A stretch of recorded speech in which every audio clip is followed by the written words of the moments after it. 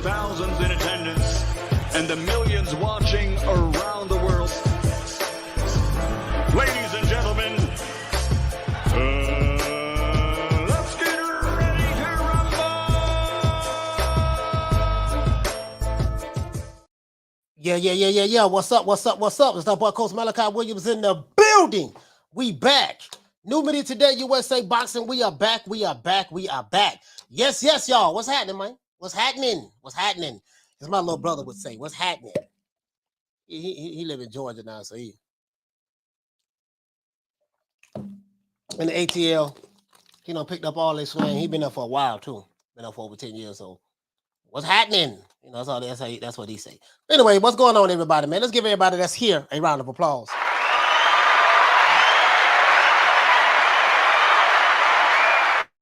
Yeah, we want to find out what's going on, man.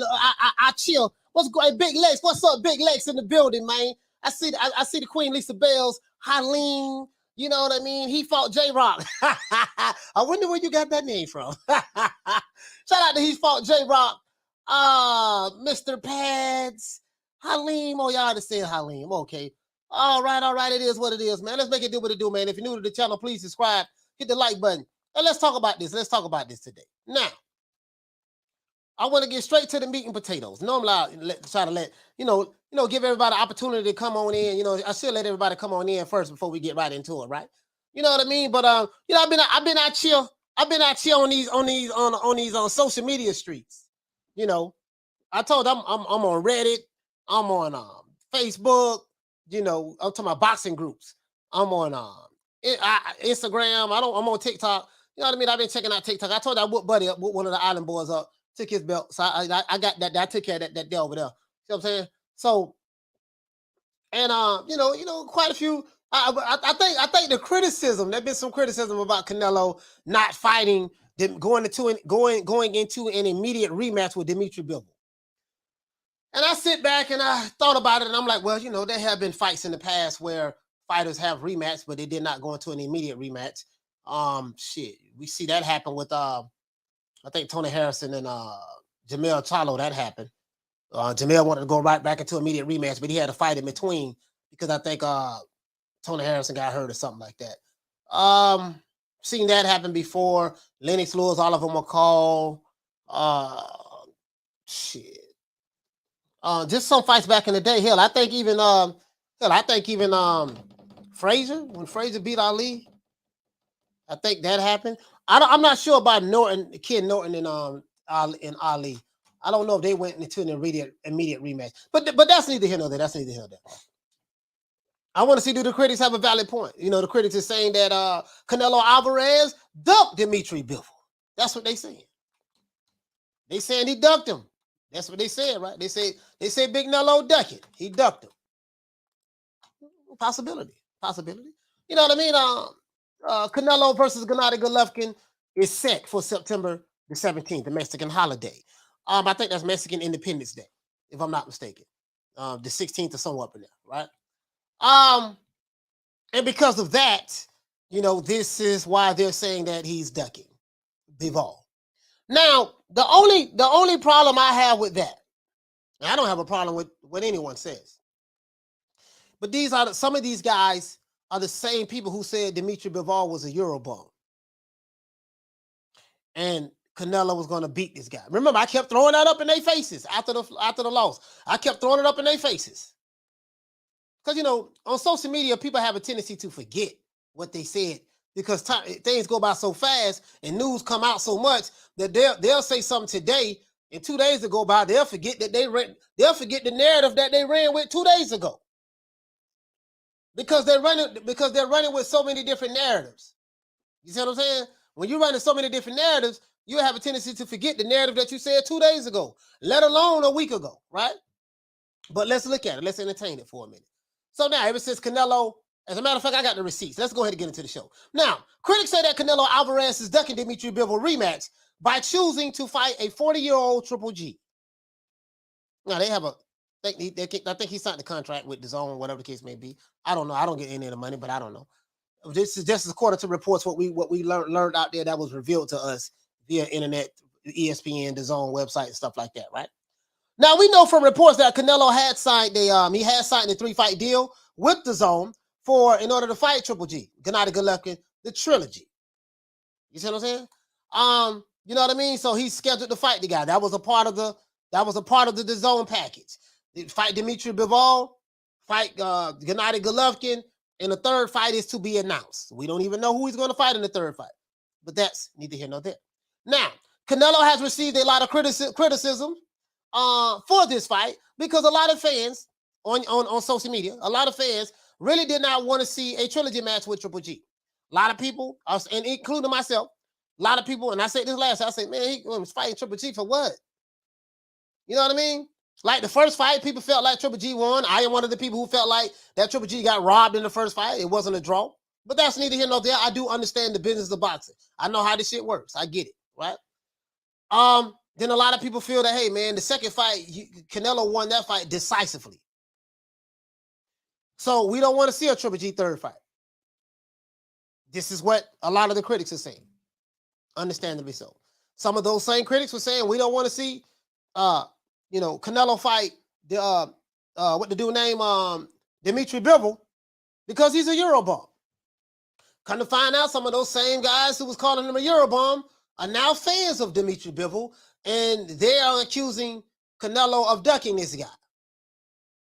Same guys who said that he shouldn't be fighting him in the first place because it's an easy win. Now they're saying that, oh man, he don't want to fight him in the arena. He don't want to fight the guy. He ducking him. Trying to make sense of this stuff, you know what I mean? I ain't got but a GED, so it's kind of hard for me. You know what I mean? But I do have a master's degree in common sense. Now, and that's understandable. So I get it. Now, there was a foregone conclusion, guys, when this fight was made, that Canelo would destroy Triple G. I am one of them that's saying that, hey man, this third fight, man, Canelo looked real. After he became undisputed, I'm like, man, Triple G don't stand a chance in hell, man. He gonna stop this dude. I'm one of the dudes who said it. So I'm letting you know, this is what I said. Especially after his undisputed run, right? But now, how times have changed. Since Canelo's loss to Dmitry Bivol. Now Canelo looks vulnerable in the eyes of other fighters. And also as some of the boxing fans. Some of the boxing fans are saying, I don't know, boy, that shit, boy, that sentiment looking kind of delicate now. Dmitry Bivol exposed him. He exposed him. Looking kind of delicate. He right for the picking right now. So, and I said before about Canelo losing, this is good for boxing.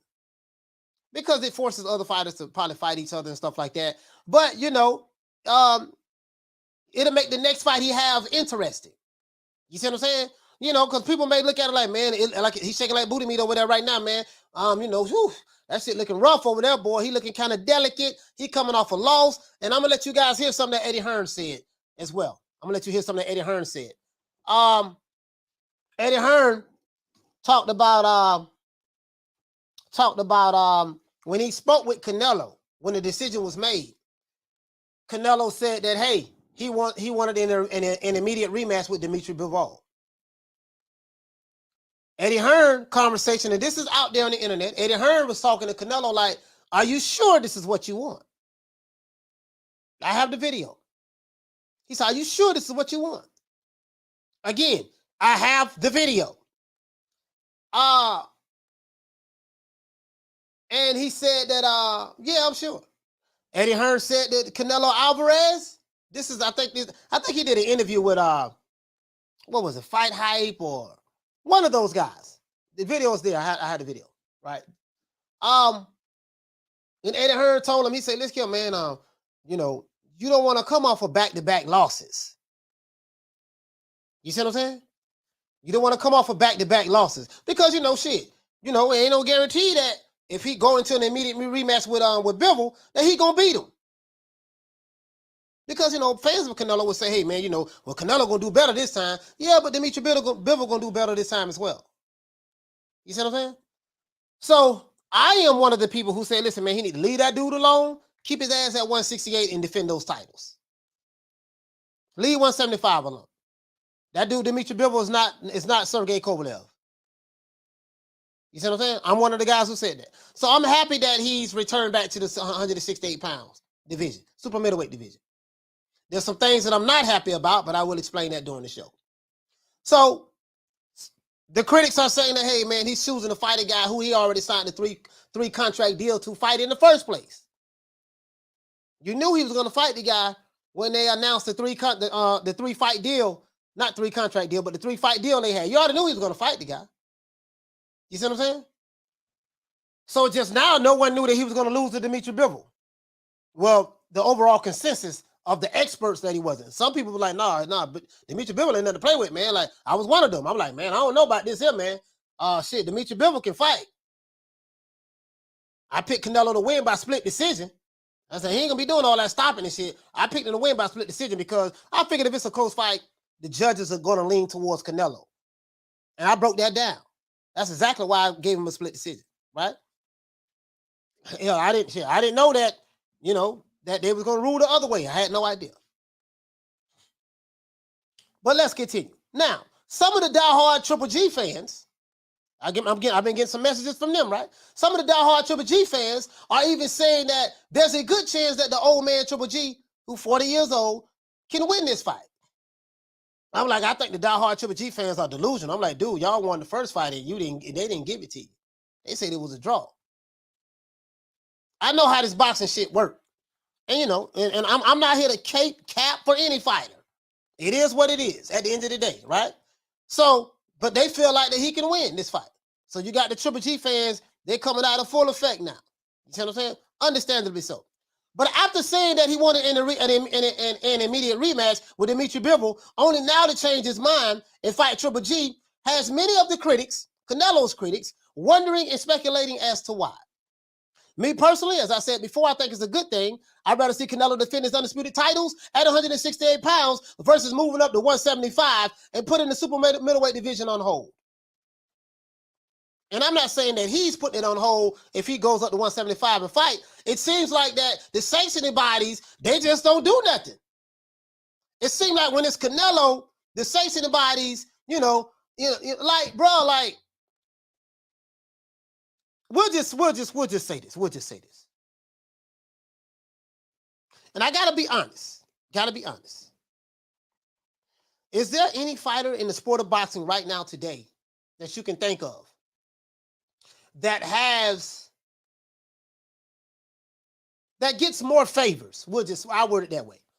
That gets more favors in the sport of boxing. Like, Nathan, give me a fighter that the sanctioning bodies, and I want to word this correctly. The sanctioning bodies, you know, when I say the sanctioning bodies, I don't know the name of the presidents of the other sanctioning bodies, but we know how the WBC rolls. We know that. But I'll just say this. I don't know of any fighter currently in the sport of boxing today that has more favor with the sanctioning bodies than Canelo Alvarez. And I think that's a fair assessment. None of them. Some would say maybe Tyson Fury. Maybe. Some would say maybe Tyson Fury, but you know, I don't know. That's debatable. But let's continue. So this is why I say I'd rather see him fight at 165, so he can defend those titles there. Because if he go to 170, let's say he fight Dmitry Bivol again, then we know that the sanctioning bodies are not going to force him to fight in the mandatories, and they're not going to do any stripping of anything. We know that. You know, so let's just call it like the way we see it, right? So I'm glad he's fighting at 168.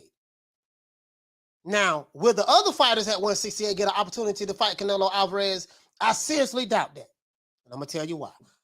Now, I want to know, what do you guys think, guys, about Canelo's change of heart at fighting Dmitry Bivol next? Do you guys feel that Canelo's critics have a valid point by saying that he's ducking a guy who he said that, hey, man, I'm going to rematch the guy? So if Canelo doesn't immediately rematch Dmitry Bivol, that doesn't necessarily mean he's ducking him. That just means, man, I'm not going to fight you right now. Like I said I was going to fight you after the fight. I said after the fight, I want an immediate rematch. I'm fighting him next.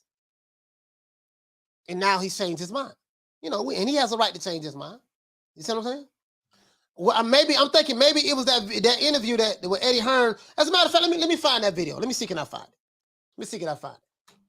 Let me see can I have it though. I have a bunch of goddamn videos, man.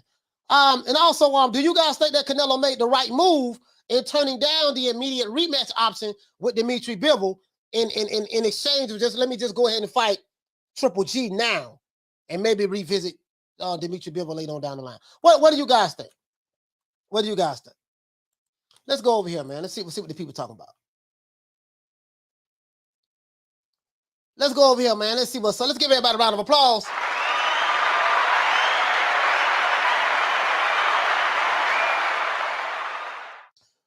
Jeff Luciano, what do you say, fam? He said, I agree that most likely outcome in the third fight, even after the Bivol's defeat, I think he probably folds Triple G. Yeah. I mean, we'll see. We'll see what's up. We'll see what's up with that. Let me go ahead and talk to the people, man. Bring everybody on the screen. Big Les, what you say, fam? You say the money is always going to be there. Yeah, the money going to be there regardless, you know. So he say, he fought J-Rock. What you say, fam? You say RM. He say true, but some of those words are rightfully used for some people. Okay. Pugilism said Floyd was able to hold belts at 2 weight classes without having to vacate neither. Yeah, I'm talking about now though. You're talking about what Floyd did. Floyd Mayweather is a retired fighter. He's not fighting anymore. Of course, we know Floyd had sway with the WBC. We already know that. That's well documented. I don't think no one can argue that. But I'm talking about right now, today, as it relates to 2022, the current fighters, not Floyd Mayweather. We're not talking about the past. We're talking about right now. What Floyd Mayweather? JBN says, he said, who makes more money than Canelo? That's just how the game goes. Probably Anthony Joshua. He got Anthony Joshua making some hell of money.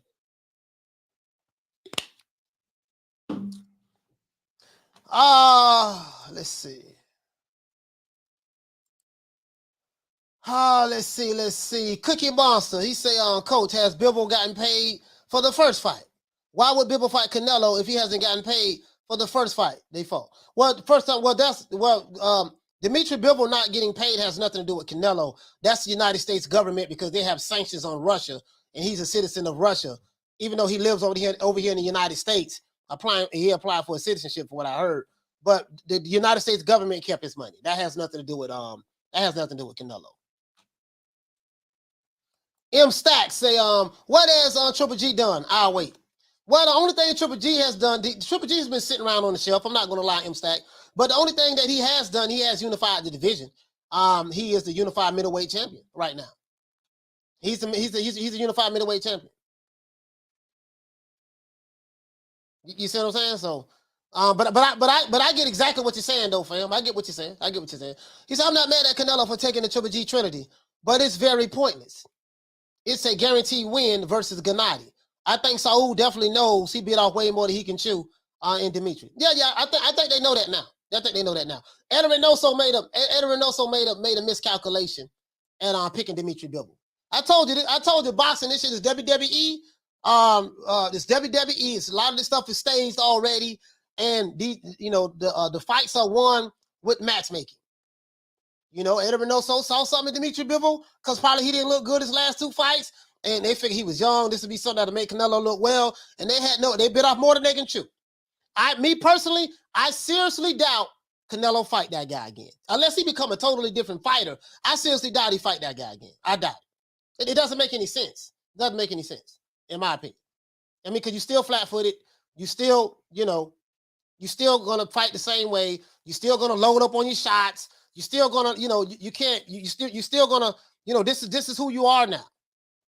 Because you fight so much, you got a lot of wear and tear. This is just who you are now. That style is not going to work on Bivol. You're not going to knock him out. You know what I mean? So I'm pretty sure. I'm more than likely. I think he's going to stay held. I'm just saying me. This is my opinion.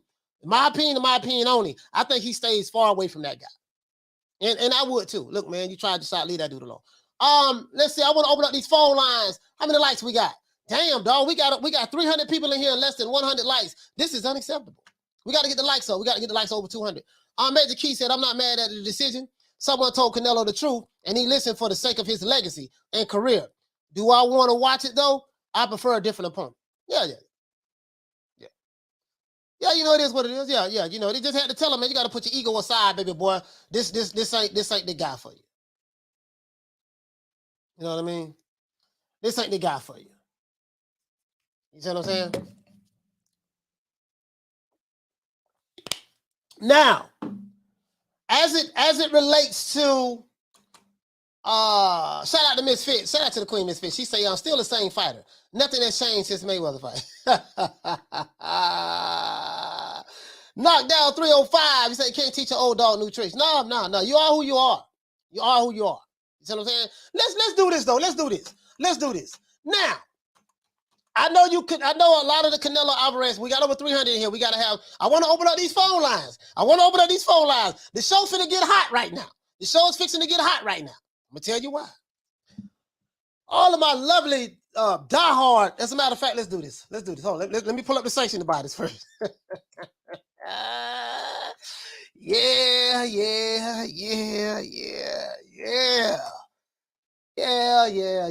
Also, they got Tank Davis. I think they got Tank Davis and Ronald Romero. They're supposed to have some kind of press today or something like that.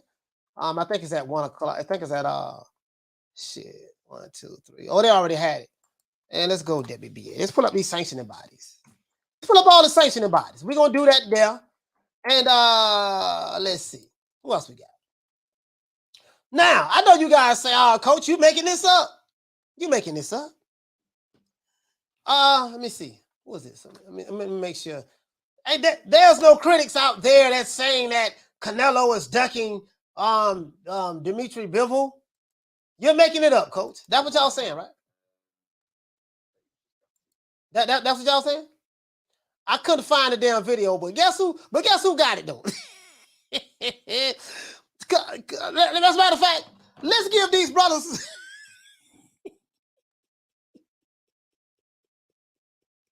to all my diehard Canelo Alvarez fans out there.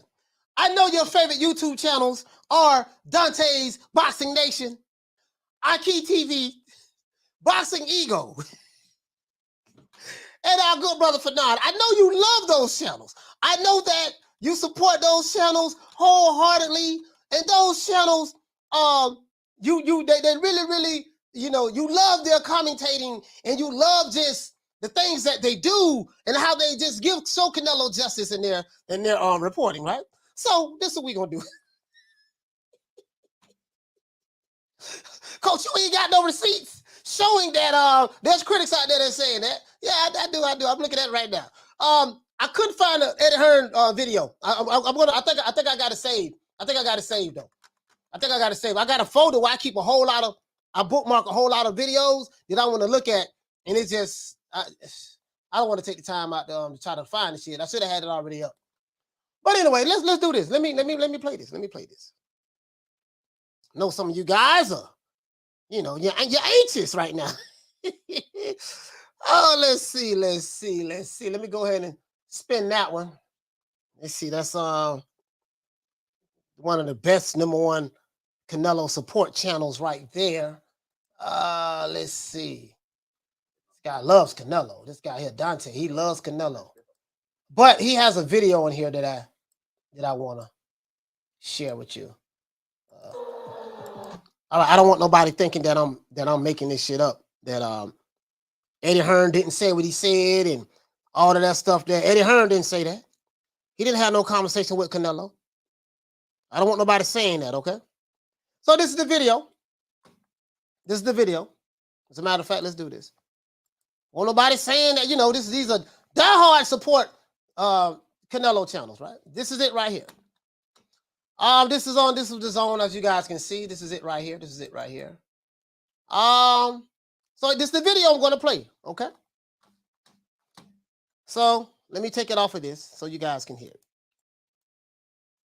Let's go.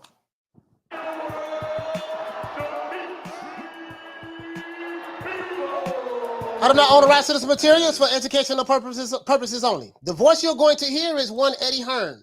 As a matter of fact, here we go. But he was just gutted, devastated. And I said, what do you want to do? You know, he said, I want to rematch Bivol. I know I can beat him. I said, but, you know, obviously you got to be right, because back-to-back defeats for Canelo Alvarez is not a good look. No, I will not lose again. All right. So that was a snippet of the video that Eddie Hearn said, right? Well, I'm gonna actually find the actual interview. I want to say it was on DAZN, and he was just going over the conversation that he had with Canelo after Canelo said that he wants an immediate rematch with Dmitry Bivol. So it seems to me that Eddie Hearn played a big part and said, "Hey man, look here, man. You heard what he said? He said, now you got to be right now. You got to be right. You know what I mean? Because you don't want to have two back-to-back losses. Why would Eddie Hearn say that? You don't want to have two back-to-back losses. Why Eddie Hearn didn't say, okay, man, yeah, mate, this is what we're going to do. Go ahead and we're going to go right into the rematch so you can beat him this time. Why did Eddie Hearn choose the side of caution when it came to Canelo? And better yet, why did Canelo listen to him? Big Lex, you hear what I'm saying? Not only that, but why did Canelo listen to him? You know what I mean? He said Hearn is on wax counseling Canelo on Bivol Rematch. He said that Bivol couldn't KO the smaller Canelo. Yeah, but Canelo couldn't KO him either. You know, it doesn't matter. I mean, he beat him, so you know what I mean? A win is a win, whether it's a KO, TKO, or decision. It's still a win. But I get what you're saying, though. It is what it is. Fact of the matter is, Canelo didn't want to run back on that guy. So that's the question I have. Like, why listen to Eddie Hearn? Like, why say, you know what, man, shit, no, I want to fight this dude, Buto. I don't like how he put them paws on me, man. I want to go right back in it. Tell Triple G he gonna have to wait the next year. I want to fight this guy now. You know, it's like, I would like to know who convinced him to say, you know what, man, baby boy, I don't know about this one here, dog. You know, and Eddie Hearn was like, are you sure? As we would say in the South, in Florida, you sure? You sure about this? You sure about this, dog? And Canelo said, I can beat him. All right, okay, you're not wrong with, you thought you can beat him the first time, though. So ain't nothing wrong with you, being, thinking that you can beat the guy. Ain't nothing wrong with that. And then they choose the Triple G route. So apparently, they're like, hey, man, look, just go ahead and have the Triple G fight. He's 40 years old. It's a foregone conclusion what we're going to do to him. Triple G can't take body shots. We saw that in the Murata fight, and we saw that when he fought Sergey Derenchenko. You're gonna get him out of there just with bolo punches to the solo place, to the body. That's the easier fight. Let's get him out the way, and then fight. We'll fight on Mexican Independence Day, and then next year on a rematch we'll go back and fight Dmitry Bivol next year. I don't think that's gonna happen. I'm gonna be honest. I just don't think. That's me. I don't think it'll happen. What I think that's good. What I think that's good is now it forces Dmitry Bivol to, okay, let me focus on fighting the winner between Joe Smith Jr. and Artur Beterbiev or Beterbiev. Let me fight the winner of Beterbiev and Joe Smith Jr., and then we can have an undisputed match in the light heavyweight division. As a matter of fact, just in case you guys think I was lying about the critics saying that Canelo is ducking, just in case. This is Exhibit A. I won't let you hear it, but I know how much you diehard Canelo Alvarez fans, how much you love to hear Dante's Boxing Nation's voice. But I will spare the liberty of playing it here. I just want to let you guys listen to it, and you'll be able to hear his lovely voice, breaking it. I know y'all like, hey, what the hell did they got? He got doggone Dante's Boxing Nation on here for. What he got him on here for? He hate Canelo. That's the video right there. So you can go check that one out. That's Exhibit A. That's one. I'm telling you right now. I'm telling you one. You're gonna love what you hear on that. You're gonna love what you hear on that. And where's exhibit? Where's exhibit B? Got exhibit A. Oh, this is your favorite channel. This is your favorite one here. This your boy. He say, this is Boxing Nemo. Canelo picking Triple G to duck Dmitry Bivol. Ego Stradamus strikes again. He thinks very highly of himself. That's another one. That's another one. That's another one. They out in full force. They out in full force. Boy, they out in full force. Let's see. Do I have any more? Do I have any more? Oh, let's see. Let's see. Oh, yeah. Here go another one. Here go another one. Here go one more. Here go one more. Whole lot of more. Whole lot of more. He says, as you can see, this is our good brother Fanon. He said, Javante Davis calls out Devin Haney, email champ.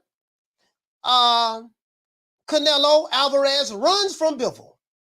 So that's the overall consensus that Big Nello is running. He's running. He's ducking and dodging. That's what they say. Oh, do I have another one? I know I got to have another one somewhere. Ah, damn. Oh, okay. All right. All right. Oh, here go another one right here. This is one of your favorite channels, Arky TV. I know you Canelo Alvarez fans. You love Arky TV. I know you love this guy, right? Oh, let's see. This is another one right here. You can go check this out, too. These are the receipts. I don't want nobody thinking I'm lying, making this shit up. He said Triple G trilogy is next. Canelo Alvarez turns down Bivol rematch at 168 and announces Golovkin fight. And if you listen to his lovely voice, Arky TV, I'm pretty sure that you Canelo fans, you know what I mean, will love everything that you're going to hear. I just fucking with you guys. I just fucking with you. I know that gets y'all triggered. I can't stand them dudes. They always hate no Canelo. And I got some more. But I ain't gonna even show them all. You can just go this. I give you something. Just go on the internet, type in Canelo ducks Bivol, and watch the channels who put that stuff out there. And I don't even want to show you what's on Twitter. We go to Twitter, boy. Twitter is vicious. You don't want to see what's on Twitter. But let's continue. Let's go over here. So how do we know that Canelo Alvarez? How do we know that an announcement has been made? Well, of course, you know, if you've been hiding under a rock, everyone has been talking about it when the announcement was made. As a matter of fact, what the dude name? Michael Benson announced it on Twitter. Michael Benson is the one that announced it on Twitter. Big Mike, Michael Benson, where you at, baby? Michael Benson, where you at? Michael Benson, where you at? Where you at? Where you at? I know didn't I retweet that? There we go. There we go. No. Yeah, I thought I had Michael Benson.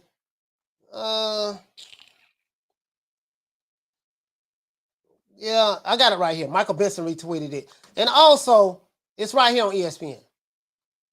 I have it right here. Michael Benson is the one that I heard it from on Twitter first, though.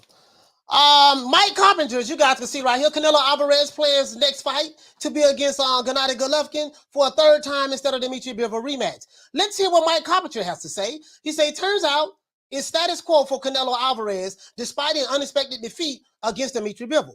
Boxing's top star indicated at a post-fight news conference that he would exercise his rematch clause for a return bout with Bivol in September, which is I think that's Mexican Independence Day, right? But on Monday, he reversed course. I wonder why. We already had that contract with Gennady Golovkin, that agreement, so we have to continue what we started. And I think those are two of the biggest fights in boxing. The fight with Gennady Golovkin and the rematch with Bivol. Canelo Alvarez said Monday at his golf invitational resort in Mexico. Unfortunately, we lost. This is what Canelo is saying. But that doesn't mean I'm not going to try again. So let's start right there. Canelo saying that clearly he's going to rematch this guy. He's not ducking him, but he wants to revisit Triple G since that was a part of the contract. But then he going to come back to fight Dmitry Bivol on the back end. On the back end. This is what he's saying, right? He said the important thing. He said that the important thing here is perseverance, and we're going to do it again. So he assures that he's going to do it again, right? Now, what is certain is that we are going to return in September, and in the coming days we are going to announce the fight. So the fight has been announced. Well, they haven't done an official announcement, but the fight is pretty much done. And then it talks about when he signed when Canelo signed the multi-fight deal, yada yada yada yada, blah de squaze. They're talking about the location, purse, all of this stuff there. You know, Triple G saying that he's comfortable knowing that he won the first fight with them, and he felt like he got robbed, and you know, yada yada yada yada yada yada. Canelo said that Golovkin always say something about me. He's always talking about me. That's why it's personal. So he's saying that this fight between him and Triple G is personal because Triple G is always saying stuff about him. He's mad, you know. Triple G say stuff about him. He's upset about that. Let's see. Let's open up these phone lines. Lord have mercy. We got almost 450 people in here and less than 200 likes. We need 150 more likes for me to open up these phone lines. Anybody want to open up the phone line? Call in, talk to the old boy. We got to get them likes up. We need 150 more. Whole lot of more. We need a whole lot of more for me to open up the door. Let's go to the people, though. Let's go to the people. Let's talk to the people. Let's talk to the people, man. Let's talk to the people. Little Green Eyes P say, good evening, haters. I got there, Little Green Eyes P, boy, something else, boy. Something else. M Stacks say, Bivol was not too big. He just whooped their hype job's ass. Okay. Let's see. Jackie Johnson say, Boxing Ego is the best in the business. Yes, sir. Yes, he is. Jose say, Coach, I hate those channels. Are you sure? Are you sure you hate them?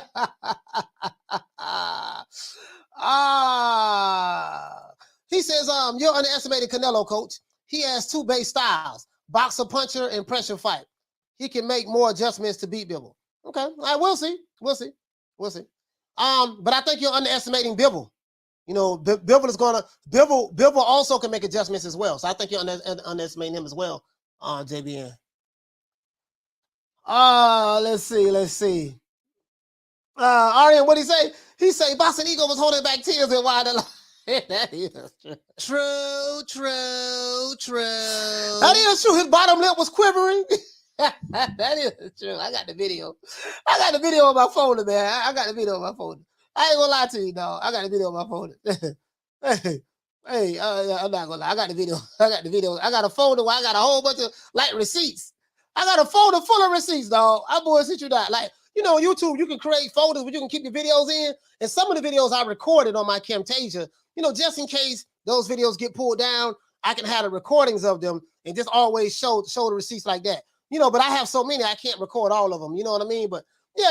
I remember that. Lips was quivering and everything. You know what I mean? Hey, man, but me personally, I think that was a good move, though. I think that was a good move. Yeah, man, just go ahead and I think what Eddie Hearn told him, hey, man, look here, baby boy. You know, he saw you sure. Because you don't want to come off of 2 back-to-back losses. Like, why would, you know, okay, if I'm a promoter and you're a fighter and we go into a deal, you have a fight with this guy that we think you're going to beat and the guy beats you. And you have an option for a rematch clause to fight this guy, but you have an option to fight another guy. And you tell me, hey, man, look here, coach, look here, baby boy, check this out, man. I want to get back in there and put pause on Buddy. I can beat this guy. And then I say, hey, look here, baby boy, check this out, man. I hear what you're saying, dog, but, you know, there's a whole lot of us saw that fight, dog, and we saw you get tired. We saw you doing the same thing over and over. And we you know, this guy got better footwork. We just saw that this guy, you know, technically, you know, this really was kind of like a one-sided, you know what I mean? Like a little bit technically. So are you sure you want to go back into this fight with this guy? This is what I took what Eddie was saying, you know, because you don't want to come off of 2 back-to-back losses. Like, why would Eddie Hearn say that to Canelo? Why would he say that? You don't want to come off 2 back-to-back losses. You see what I'm saying? As though Eddie is already assuming in his mind, man, look here, man, man, you can get back in the ring with that dude there, man. Shit, you know, ain't no guarantee you gonna win that second fight with him, bro. He don't taste your power. He gonna fight a whole lot better. You see what I'm saying? So, I would love to talk to Eddie Hearn to ask him that. Like, why would you bring that? Why would you say that? I would love to ask him that. You see what I'm saying? I would love to ask him that. Shout out to Lady Shan. Lady Shan in the building. Lady Shan is in the building. She say, King Ron the Don. Shout out to Lady Shan.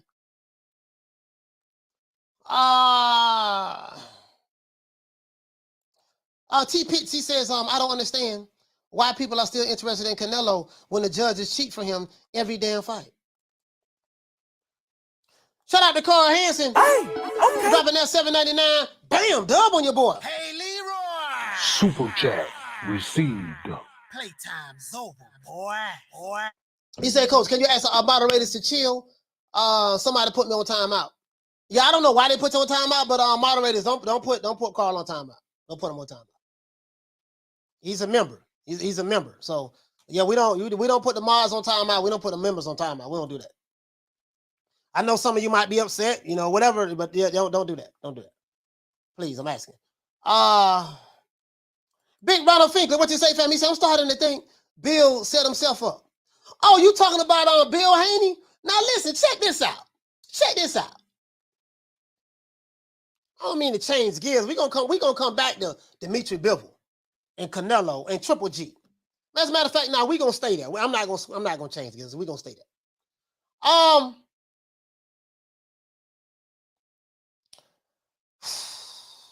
Based on what I saw from what Triple G did last time, and I know I'm gonna offend some Triple G fans. I know I am, but hey, I gotta call it the way I see it.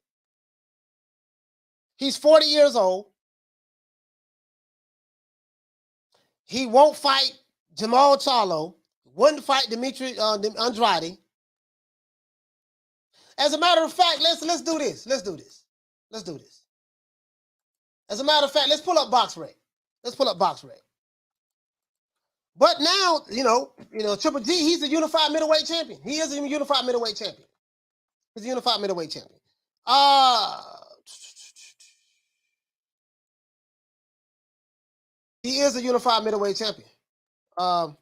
So at the end of the day, he can sit back and say, hey, man, I unified the division. And I think this is his second time unifying the division. I think this is the second time Triple G unifying the division. All right, let's see. What is that, 2020? Okay, for some reason, he didn't fight 2021 at all. Let's look this up, guys. Let's look this up. James, he say, later in the fight against Murata, Triple G was on his toes. I don't know. He said, I don't know if it was the trading or the body shots, but he was on his toes. Well, he didn't like the body shots. The body shots was doing something to him. I'm not going to say he lied to you. I think the body shot's going to do something to him. You see what I'm saying? Let's see. So, right here, now, if anybody saw this fight, go look at the Triple G Sergey Derevyanchenko fight. I think this fight happened in 2019. Sergey Derevyanchenko got robbed in this fight. Sergey Derevyanchenko was breaking Triple G off with them body shots. Like, to the point to where it looked like he wanted to quit. This side, he almost went down with a few of them body shots. Like, Sergey Derevyanchenko kept going to the body. He was pressuring Triple G. Triple G was on his back foot, and he was breaking them off all night long with them body shots. Please, if you go back and watch this fight. Now, in boxing, there are always fighters who have had questionable fights. Boxing is a crooked sport. Between the matchmakers, putting fighters in setup fights, and judges, if you're not the house fighter, meaning you're the favorite fighter. You got the promotional company on your team. The judge is going to do what the promotional company tells them to do. Remember, the judges and referees and stuff work for the promoters. So, if I'm the house fighter and I'm the one who the money is on, everybody ought to know what time at TI is because they've been paid accordingly. I'm just being honest with you guys. This is what this shit is, right? But Sergey Derevyanchenko won this fight. He got robbed, in my opinion. That's my opinion. I don't want to get shot, nuclear bombs dropped on me, or none of that for my damn opinion. I'm digitally, of course. Let's see. He fought this guy. I don't even know who the hell this guy is. Then he fought Murata. Now, Triple G, he fought this guy on December the 18th. He took off all of 2021. He didn't fight none of 2021. And I think he had, what belt he had? Triple G has what? The IBF? He had the IBF belt. Yeah, Triple G has the IBF belt, right? He's the IBF champion. And he's the WBA champion now. I think he got the IBF. Yeah, because Joe, who got the? Yeah, the WBA. Yeah, you know what? Yeah. Yeah, because the WBO is up for grabs. Dmitry Andrade had that. He vacated that belt.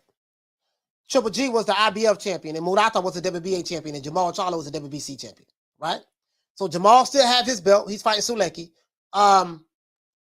Murata fought Triple G. He lost his belt. So now Triple G is the unified IBF and WBA middleweight champion, super middleweight champion. And the WBO, which was vacated by Dmitry Andrade, that belt is up for grabs. So I say all that to say this. The year that Canelo was out, the year that Triple G was out, did you notice that the IBF, they didn't put no pressure on him to fight no damn body? Did you notice that? Remember how I started the show? I talked about certain fighters getting certain privileges in the sport of boxing the other fighters would not get. Looking at Howard Cosell right there with next to with Marvin Hagler in the back. This dude could have fought Jamal Charlo. Regardless of, I criticize, I'm one of Jamal Charlo's biggest critics, but dude, like, how you go a whole year? As a matter of fact, let's see. Let's look at this. Triple G fought in 2000. He fought December 18, 2020. He went an entire 16 months without fighting again. He fought Murata. He couldn't have been pressured to defend that belt in between time. You get what I'm saying? He says no pressure because he fought his mandatory back in 2020. But that's still some bull. Come on, hey, listen, that's another thing.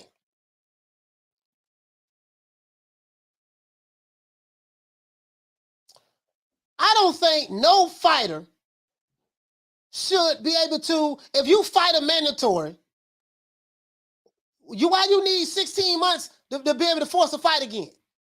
I'm like, okay, I'm gonna give you a perfect example. Jamel Charlo just became undisputed. Guess what?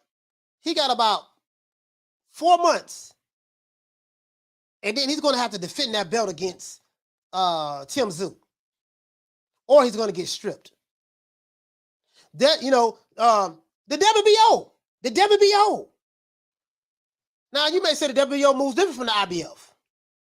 The IBF, they have allowed Errol Spence not to defend his title. He didn't have to fight a mandatory. I think his last mandatory under the IBF was Ocampo. Bro, for me, I think that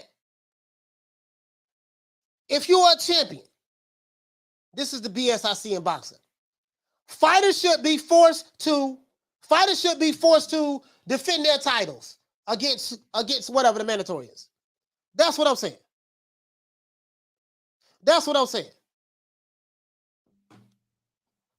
on. What'd you say, Shane? Okay, all right. Hey, Carl Hansen. Look here, fam. You got to stop calling. You calling Bill Haney a crack dealer. I don't know anything personal that you have against Bill Haney, but you don't know that man's situation, Carl. You don't know what his background is, what happened with him. All that calling him a crack dealer, that's unnecessary. You don't know the guy personally. That's unnecessary. You don't know his situation. And who are you to judge anybody for whatever mistakes or hiccups they might have had in the past? That's what I have to say to you, sir. You see what I'm saying? Like that's uncalled for. I just got a text. That's uncalled for. You don't like Bill? Okay, fine, nothing wrong with that. But you know, he's a crack dealer, this and that, yada yada yada. I mean, that's really uncalled for. You know what I mean? Like, you know, I'm not the type, you know what I mean? Like, I'm pretty sure you got something in your past that you don't want that you don't want nobody to know about. Or somebody, or something that you might have done that you might have gotten away with or whatever, who knows? But I'm not here to judge people. You know, Bill Haney is an outstanding guy. I don't know the guy. He's been on my show before. I'm not capping for him, but you know, that's uncalled for. You see what I'm saying? That's all I'm saying. That's with anybody. I don't care who that is, who it is. I don't care if it's Canelo or if it's Triple G or Josh Taylor. Don't matter what race, nationality, color or creed. It doesn't matter to me. I'm not here to judge a person on something that you know, they got caught up in or something they might have done when they was younger. So that's my thing to you. If you want to criticize Bill, fine. But all the personal stuff really ain't calls for. Shout out to Boom Boom. Hey, okay. Dropping that quarter of a Super chat received. Playtime's over, boy. He said, no fanboy here. I like certain fighters, but I'm a bigger fan of the sport. That being said, no idea why people think fighters duck each other. I mean, you know, I'm not gonna lie, that is true. I've interviewed fighters where fighters have said that, yeah, this dude is ducking me, he don't want to fight me. No, that goes on in boxing now. You know, hey, listen, hey, Boom Boom, when you hear these fighters say, yeah, man, you know, we ain't scared of nobody. Bullshit, man. Listen, bro, let me tell you something. Fear is that we have damn, we got less than 200 likes in here. We got to get up to 300 for me to open up the phone lines.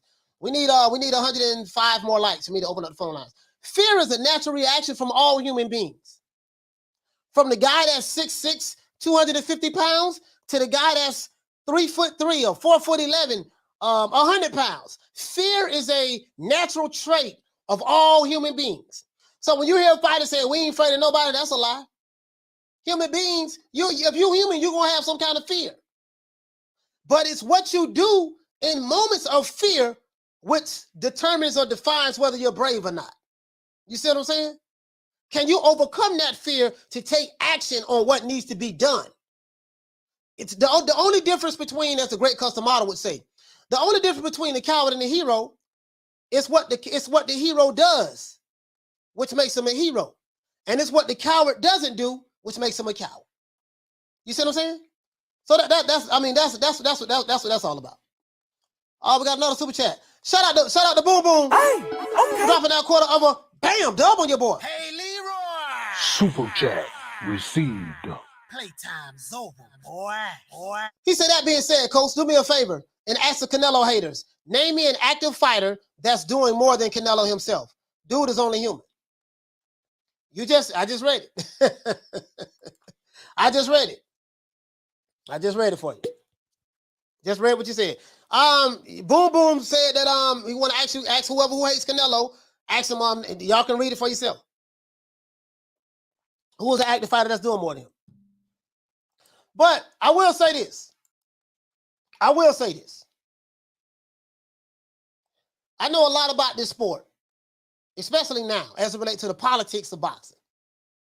As it relates to the politics. And the stuff that I've learned and found out over the years and stuff like that, I mean, boxing is everything that you've heard and some. There's setup fights. There's fixes for fights before they even start. Now, I'm not saying that every fight is fixed. I'm not saying that. I don't want nobody saying, yeah, man, Coach said all the fight. No, I'm not saying that. What I'm saying is a lot of the fixing goes in with the matchmaking. You see what I'm saying? A lot of it is with the matchmaking, to be honest with you. A lot of it is with the matchmaking. Now, if it's a house fighter, the guy who was expected to win this fight, and he mess around and don't win, if it's a close fight, but we know, everybody in the room know, man, have you ever seen a fight? You know for a fact, this dude ain't win this fight here, man. He lost. And then when the judges read their scorecards, you're like, man, what the hell? And then you hear the announcers talking in the background. They hyping up a guy who clearly is getting his ass whipped. But he's the house fighter. You see what I'm saying? Like they want, you know, oh, did you see that punch that he landed? Yeah, he landed one punch, but he got hit 5-6 times. When the other guy hitting the dude, he landed 6 punches. Bap, bap, bap, bap, bap, bap. Oh yeah, he just landed a 5-punch combination. Bro, oh, did you see that punch by? Did you see that punch by Terry? Oh, that was a kill shot. That was a hell of a shot. Yeah, but he got hit. Yeah, but you ain't say nothing when the other guy landed the 5 shots. You get what I'm saying? This is why when I watch fights, I watch it with the volume down. Shout out to Boom Boom. Hey, okay. For dropping that quarter of a bam dub on your boy. Hey, Leroy.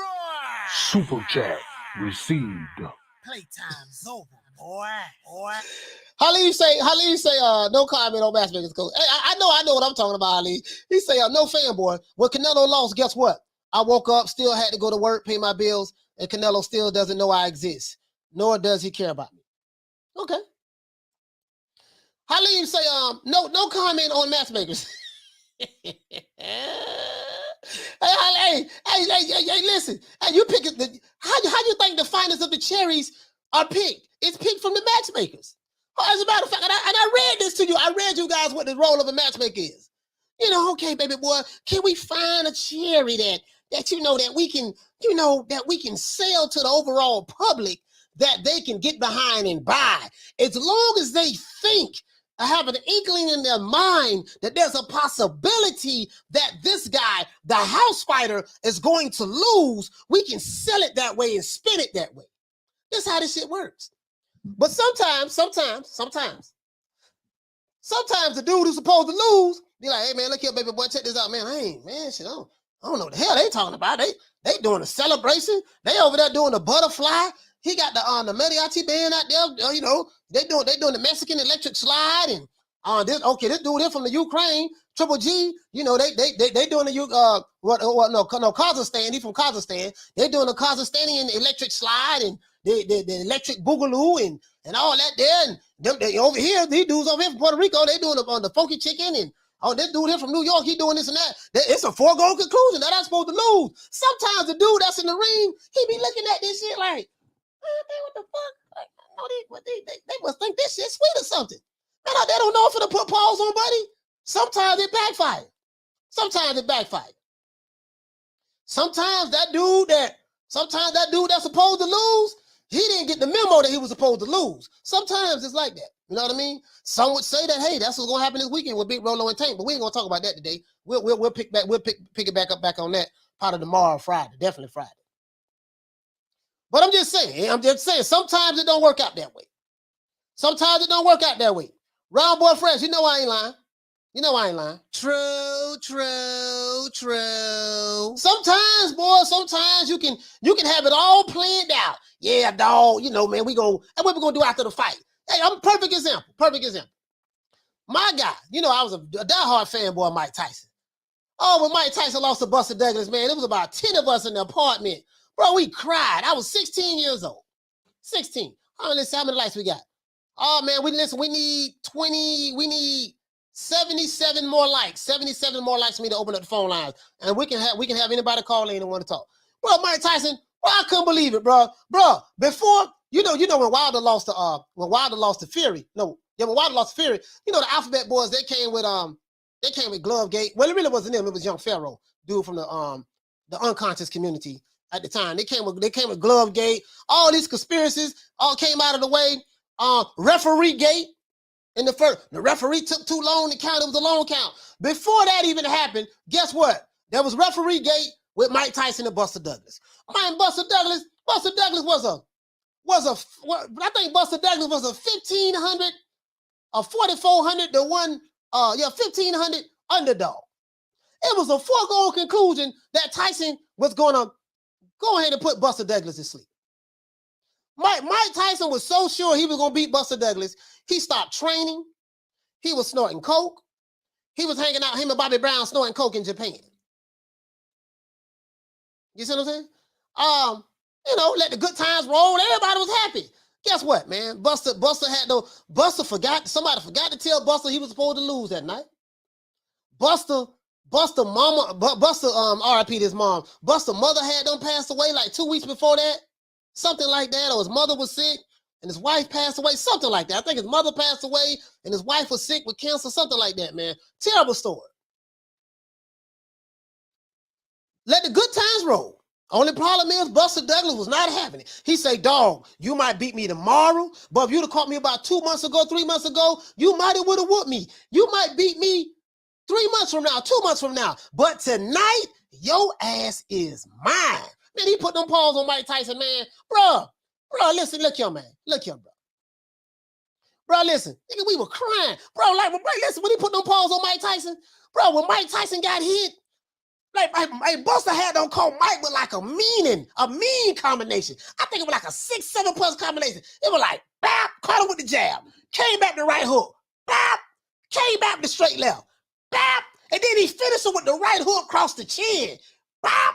Mike Tyson's head like moving like a bobblehead, and when he hit the mat, his head bobbled. I'm like, God damn, mouthpiece came out of his mouth. Now I will say that Mike Tyson is G now. He tried to get back up.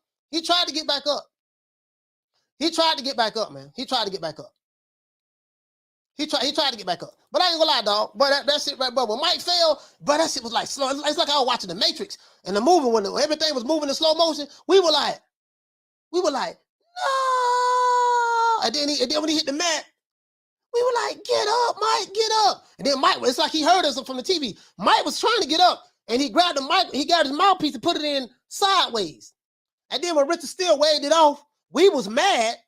Oh, he waved the fight off. You see the man had them got up, man. Mike wasn't no condition no more. But I'm just saying, sometimes, dog, sometimes you be picking them cherries, dog. That shit backfired, bro. That shit backfired. What you say, Miss Fit? She say, I think T.O. did the same thing after getting the win. Yeah. No, you saying when T.O. did the same thing after getting the win from not Triple G. You mean to say Lomachenko after Loma. He started training hard in the gym, dancing with his daddy. Yeah, they doing all kind of videos. Daddy all in the videos. And they sit there rubbing their hands like the Birdman. Killer Kim like, look here, man. Man, I've been going all over the world, dog, to fight everybody. You know, I've been to B-side in a lot of matches. You know, don't nobody really know who I am. Dog, I ain't got no money. Me and my wife been eating hog head cheese sandwiches. You know, we ain't really got no money like that. We living in a trailer in Australia. You know, things ain't going good, dog. You know, I'm gonna win this fight. You know, of course I'm putting a little spin on it, but you get what I'm saying, though. You know, and listen, Killer Cam was like, look here, man, I'm coming to fight, boy. And he had to leave Australia, come to America on multiple occasions. You see what I'm saying? And this is why Teofimo Lopez, him and his dad felt like, oh man, we got robbed in that fight. Because he felt like, I'm finna tell you what's going on.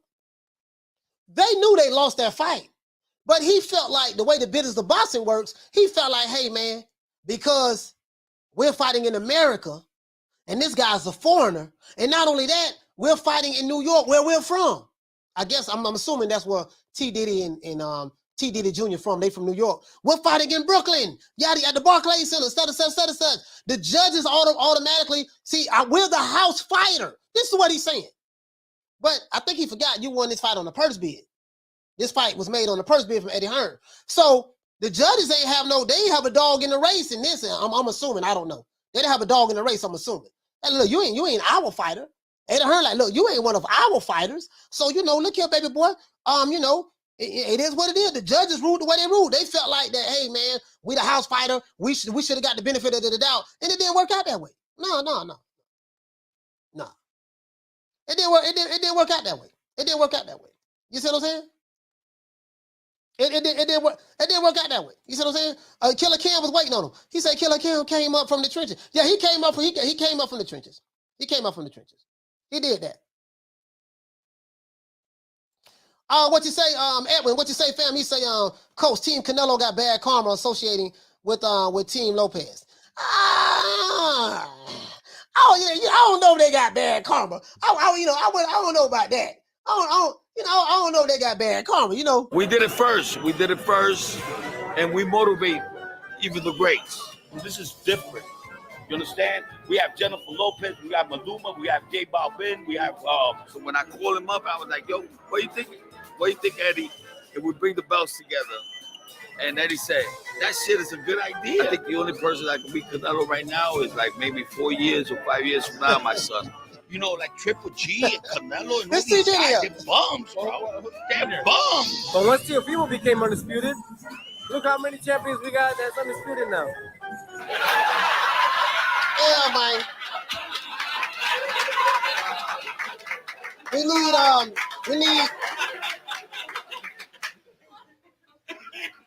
We need 56 likes for me to open up the phone lines. 56 more likes for me to open up the phone line. But yeah, man, it is what it is, man. I mean, they was partying like it was 1999, and sometimes that shit backfired. Now, as it relates to Canelo and Triple G, I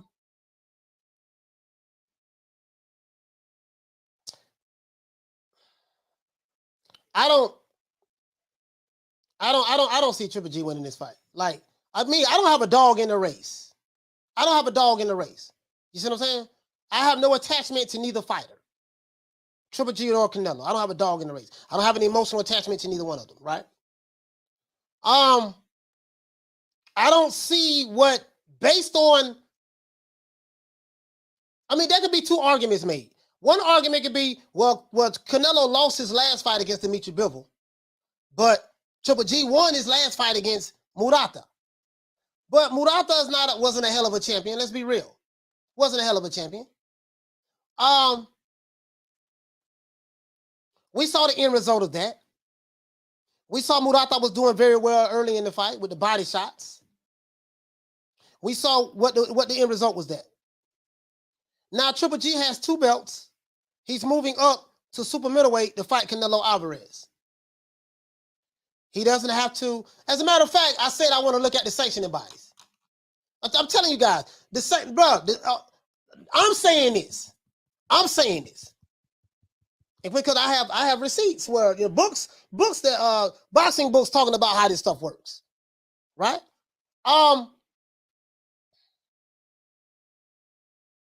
Triple G just fought. He's gonna fight Canelo in September. I wouldn't be surprised if this is Triple G's last fight. If he fights Canelo, regardless of what, this is going to be his last fight. And if this is Triple G's last fight, I would hope so. Because we see right here, at least Canelo is busy. I will say that Canelo is busy. We see right here, he fought Derevyanchenko. I thought he lost that fight, just like I thought he beat Canelo in the first fight. But that's neither here nor there. That's how the ball bounces. Fought Steve Rose, fought Canelo right here. He lost. Lost to a majority decision. He fought Vaines, fought Canelo here. That was a draw. He fought Daniel Jacobs. He fought Kell Brook, Dominique Wade, David Lemieux, William Monroe, Martin Murray, Marco Antonio Rubio. All right, Daniel Gill. All right, so this is what I'm looking at here. So I guess the guy was saying that this guy was a mandatory. So he was a mandatory. He fulfilled the mandatory. Like, what I want to see with the sanctioning bodies now, I'm not mad at this. This was a unification fight. I can't get mad at unification fights. You see what I'm saying? I can't get mad at that. Unification fight, Triple G is a unified middleweight champion of the world. Now, the problem I have, guys, is I want to see a lot of these guys, like, okay, after Triple G fights Canelo, then what? Are you going back down to the middleweight division to defend your titles? I mean, apparently he don't have to defend no damn titles, really. Like, bro, like, I don't give a damn who the fighter is. All right, dog. Because back in the day, you couldn't babysit no belt. There was only one belt. You couldn't babysit. Hey, look here, baby boy, check this out. You just won. All right, look here. Go on a honeymoon, have fun. Go to the club, do the Tootsie Roll, the butterfly, the one leg up, the electric slide. Go do the floss. Go do the swoop. Go do all of that. You know what I mean? Go do the penguin. Go do the mashed potato. Do all of what you need to do. Baby boy, you got 5 months to defend this belt. In 5 months, if you don't defend this belt with the number one guy, we stripping this belt. We taking this belt from you. That's how I would like boxing to be. That's how it should be, in my opinion. But apparently it's not. Now, some fighters, that rule applies, though. Some fighters, that rule applies. Some fighters, hey, look here, baby boy, you got about 5-6 months. All right, you just fought here. Oh yeah, you got to have another fight. This the guy, the number one guy. You got to fight this guy. Matter of fact, we're gonna mandate this fight. And the reason why I'm in favor of sanctioning bodies mandating fights. The reason why I am in favor of that is because it forces the fighter to do one or two things. Either shit or get off the pot. You either gonna fight this guy or you're gonna drop that belt. You either gonna fight this guy or you're gonna drop that belt. And if you drop that belt, we know you ducking. We know you ducking. Oh, he knocked down 305. He said the running man, the prep. Yes, sir, the running man, the prep, the Smurf, the baseball bat, all of that. That's why I am in favor of sanctioning bodies mandating fights. Look here, you just won this belt. You just won this belt in, like right now, Jamel Charlo is undisputed. Let's go to these sanctioning bodies. Hold on. Let's go to these sanctioning. I keep saying I'm going to go to the sanctioning bodies. We ain't went to the sanctioning bodies yet. Hold on. Let's go here. Let's go here. Let's look at the ratings. Let's look at the ratings. Okay. I don't understand this. Oh, okay, my bad. Dang, I'm like, hold on, man, I'm tripping. Oh, let's see, middleweight. Let's go to middleweight. Okay. Let's go to middleweight. Okay, I want you guys to see this. Right here. This is the top 10 and the top 10 middleweights according to the IBF. Now, I told you how these rankings work. I promoter Coach Malachi Williams. Hey, baby boy, I got a fighter named Hoghead Cheese. Hoghead Cheese, he's not in your rankings. I need to get him in the top 10, baby boy. Tell me how much cheese I need to break you off so I can get him in the top 10. All right, baby boy, normally we normally don't do nothing like this. But look here, baby boy, what I'm going to do, I'm going to turn my back. I'm going to go get me some water from the water fountain. And if I come back and mysteriously there's 10 grand in the envelope right there, I think maybe we can probably get him in the top 10, probably get him like in top 7 or 8. Somewhere up in there. But what I'm gonna do, I'm gonna go get me some water. Not water. I'm gonna get me some water right now. I'm gonna go get some water, and I'm gonna sip on the water about 2-3 minutes. And if I just want to miraculously come back to my office and see a yellow envelope with like 10 stacks, all $100 bills, please, in the envelope, because we don't take no bribes. We don't do none of that. Just maybe when we wake up in the morning, you might see your fight at number 8. That's how that works. There's no honesty with sanctioning bodies. That's how that shit works. All right, but anyways, let's go. So now we got Gennady Golovkin, Jamal Charlo. Jamal Charlo is ranked number 2 with the IBF. Jaime Mugiel, his fans. Chris Eubank Jr. Chris Eubank seen it, don't want no smoke from nobody. None of the top guys. He want to keep fighting. He want to fight setup fights. Let's see. We got Michael Zarafe. I don't know who that is. They say he's from Australia. I never heard of him. Carlos Adames. I think he's from Dominicano. I think he's Dominicano. He's a PBC fighter. He's ranked number 6. Sergey Derevyanchenko, all 13 and 4 of him. Sergey Derevyanchenko's ranked number 7. We got Janabek. Janabek is ranked number 8. We got Murata ranked number 9, and we got Vincent Fagenbutz. We know who Vincent Fagenbutz is. Vincent Fagenbutz is famously known for fighting Caleb Plant. Listen, how many likes we got? Want to open up these phone lines? How many likes we got? We know who Vincent Fagenbutz is. We need 31 more likes. 31 more likes. Wow. Taking y'all a long time to get them likes up. Boy, y'all don't want to call in. That's fine. So that's the IBF. Let's go over here. That's the IBF, right? So we got that. Let's go to the WBA. Let's look at middleweight. Super champion is Gennady Golovkin, right? Let's pull that up. Now the middleweight, top 10 with the WBA, as you can see, Chris Eubank Jr. They got him number 1 there. And the WBC title holder is Jamal Charlo. Demetrius Andrade has moved up, so I don't know why his name is still there. Well, let's continue. Jaime Mugiel's number 2. Sergio Martinez. Now, I think is this the Sergio Martinez that fought Paul Williams? No. Yeah, from Argentina. Oh, they got old ass Sergio Martinez in there. Oh, come on, man. Bruh. You get what I'm saying? Sergio Martinez from this him. I'm pretty sure this him. I'm sure this is a Sergio Martinez. I'm sure. This is box rec. This is for middleweight. Anyways, I know this ain't no goddamn, bruh, come on, man. Let's go to Sergio Martinez. I know, bruh, I'm pretty sure this is him. Yeah, this him right here, man. Yep. I know it, dog. I know it. This man been boxing since 97. Bruh, this man has been boxing since 97, dog. You talking about what? 25 years? 97 to 2022. That's 25 years, dog. 25 years, and you got, so I told y'all, and you got Sergio Martinez ranked number 3 with the WBA. Let's make sure this him. Yep, this him. That's him. Come on, man.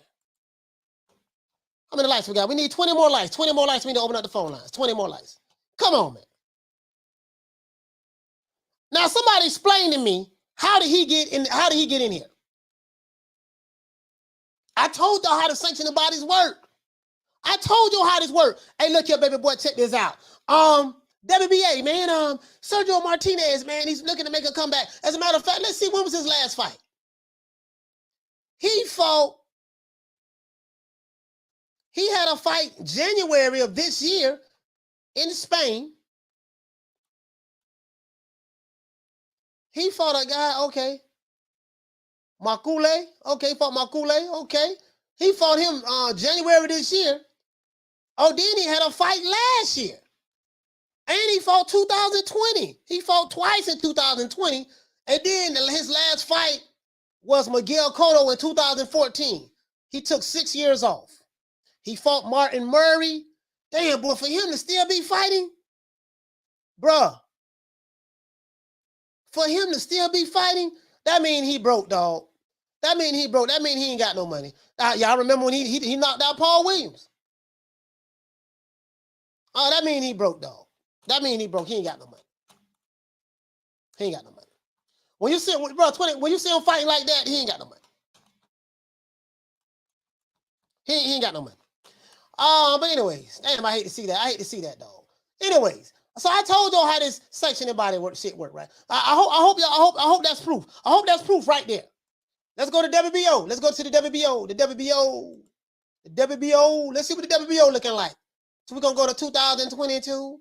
We're gonna go to this May. Let's go to April, just in case. Let's go to the middleweight division. Let's go ahead and do that there. So we know we got they still got Dmitry Andrade here. I don't know why, WBO champion. We got Jaime Munguia's there. Let's see. That's vacant. So we ain't gotta worry about that. That belt been vacated. And we got the IBF right there. IBF. Let's see. These sanctioning bodies crooked as hell, man. I can tell you that right now, dog. I hate to bust your bubble. This the name of the game. Certain fighters get certain favors. That's how it works. Got Gennady Golovkin there, Jamal Charlo. They still got Dmitry Andrade there. This guy's number 1, Falco.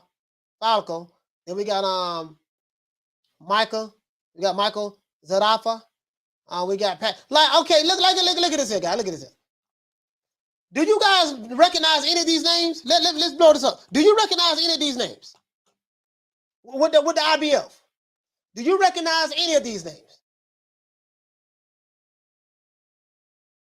Got Dennis Radovin. He's from Germany. 3 fighters from Germany here. 4 fighters. Hell, we got 5 fighters in the top 10. In the top 10 from Germany. Look at this. 1, 2, 3, and we got Vincent Fagenbutts. We know Vincent Fagenbutts. We know Vincent Fagenbutts. He used to be the champion, the IBF champion. That's who Caleb Plant beat in order to become the champion. Vincent Fagenbutts. Do you know any of these guys in the top 10? Anybody know any of these guys in the middleweight division? Richard Hill, what you say, fam? No. Guess what? I don't know him neither. This is how this works. Mr. Wright, UK, what did he say, fam? He say the IBF rankings are awful. Man, it's past awful. It's past awful. Lisa Bell say, I recognize 4 names, coach. Hey, Lisa, you better than me, sis. You better than me. Now, I recognize Vincent Fagenbutts. I know Jaime Mugia. Let's see. Vincent Fagenbutts and Jaime Mugia. Damn. Boy, I think that's about it, Lisa. I recognize 2. I think Vincent Fagenbutts and Jaime Mugia. That's about all I recognize in the top 10. In the top 10. I'm just being honest with you, sis. They're the only ones I recognize. Let's see how many likes we got. We need 9 more likes for me to open up the phone lines. 9 likes. 9 likes. He said, Coach, you should ask Canelo. Nah, this is the middleweight division. I'm trying to prove a point. In the middleweight division, like I felt like that Triple G could have had more fights. They didn't mandate no fights or nothing. Like he was able to sit out all this time. Like, bro, I'm telling you how this shit work, dog. I ain't making this up. This how this work, bro. Like these promoters control these sanctioning bodies. Come on, man. You got old ass Sergio Martinez ranked number 3. He ranked number 3 with the WBA. This man been boxing for 25 years, dog. Tell me how a fighter that's been boxing for 25 years is ranked in the top 10 in the WBA. Come on, man. That man 47 years old, dog. He's a year younger than me. Come on.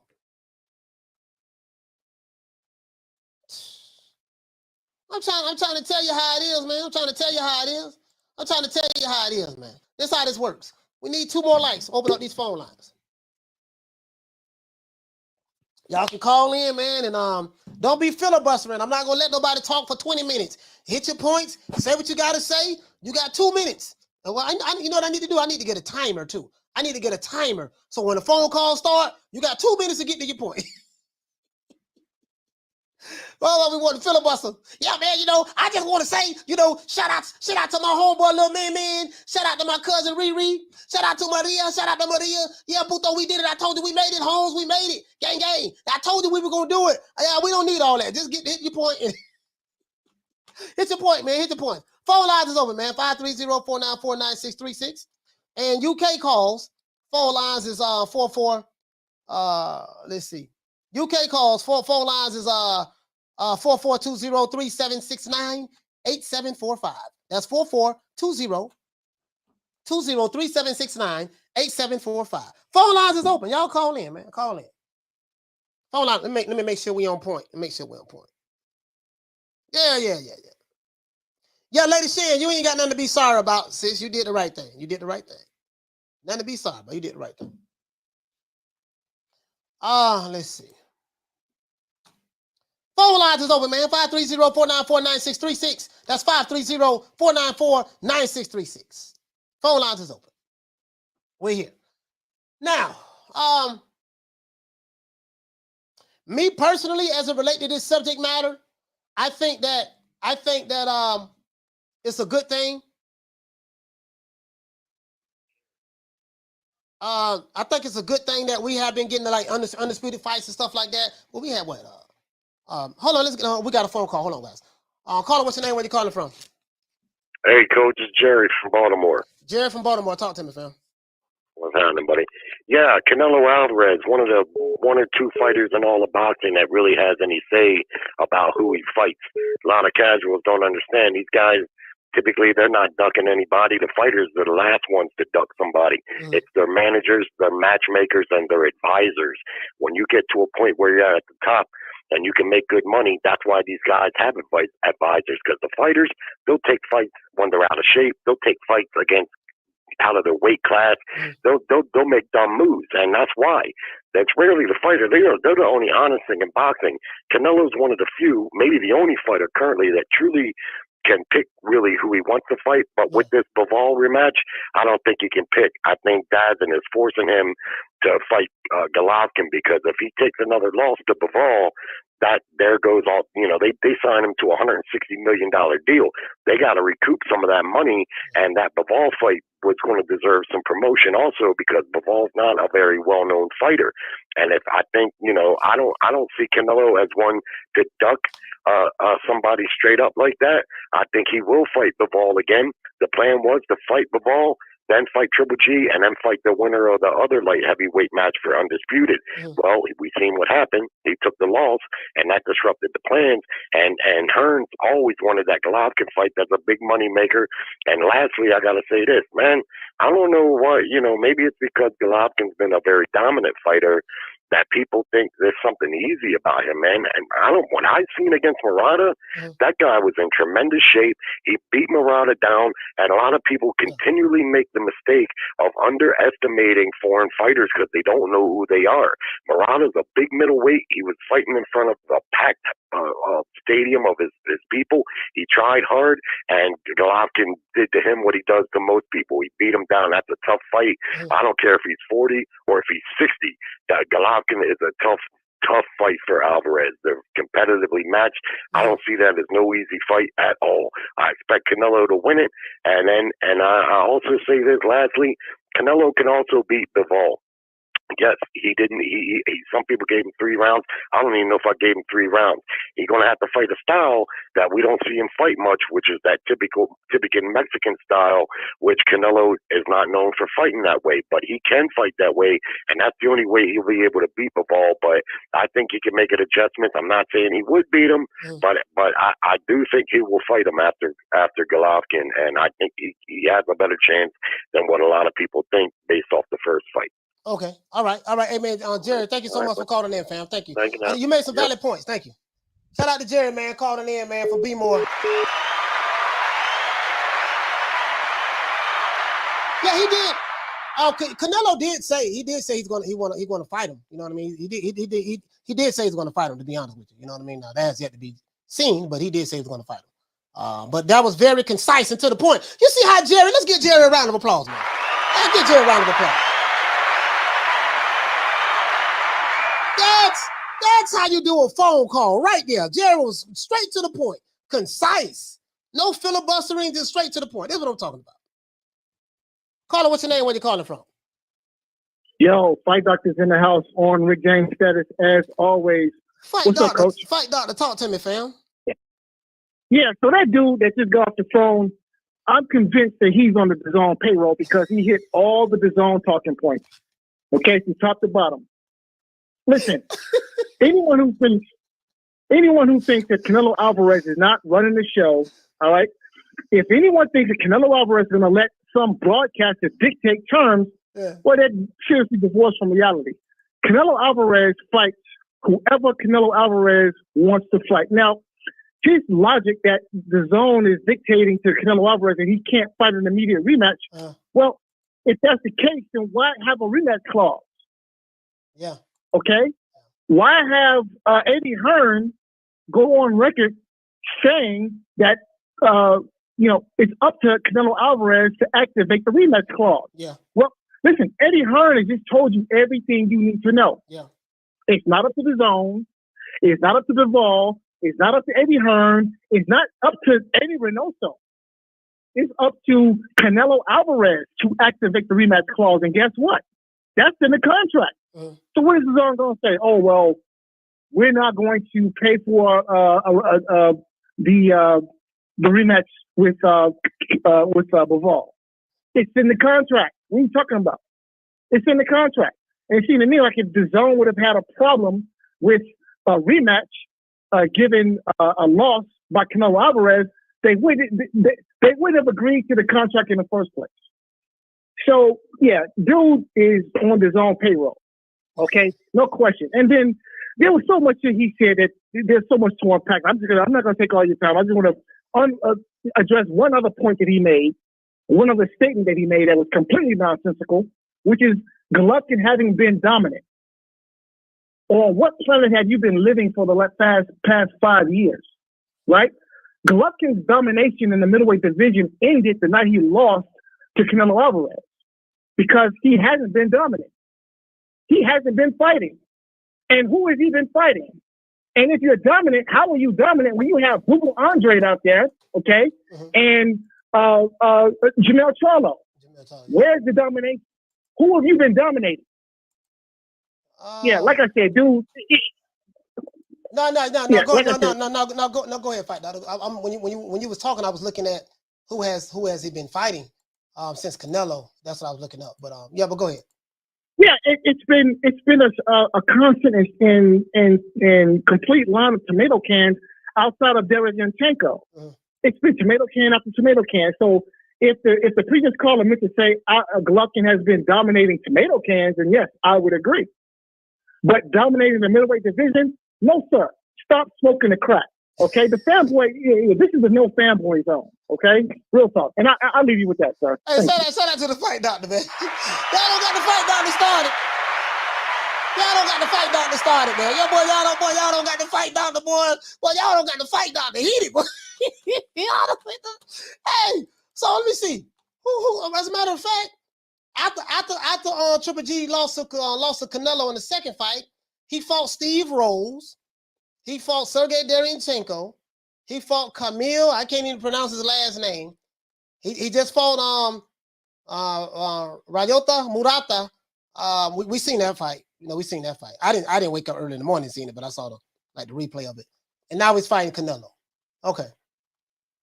And he sat out a whole year before he fought 16 months later after fighting this guy named Camille. Man,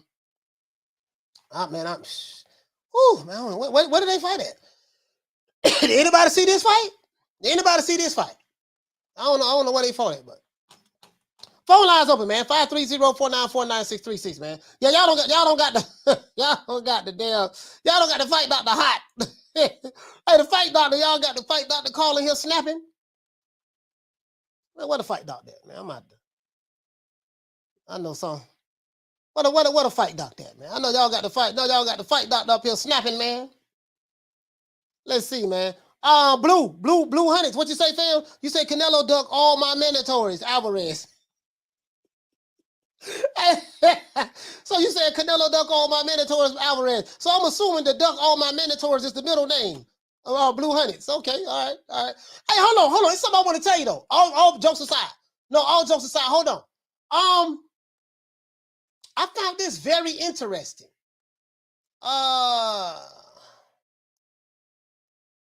Let's see. I think according to Marie, I'm not sure. See, I don't like to say stuff if I can't pull up the receipt. I need to pull a receipt up.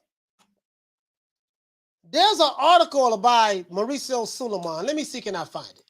Phone lines is open, man. 530-494-9336. Hold on, let me see something. I don't want to say nothing unless I had a receipt. Let me see. I don't want to say nothing unless I have the receipt. Hold on.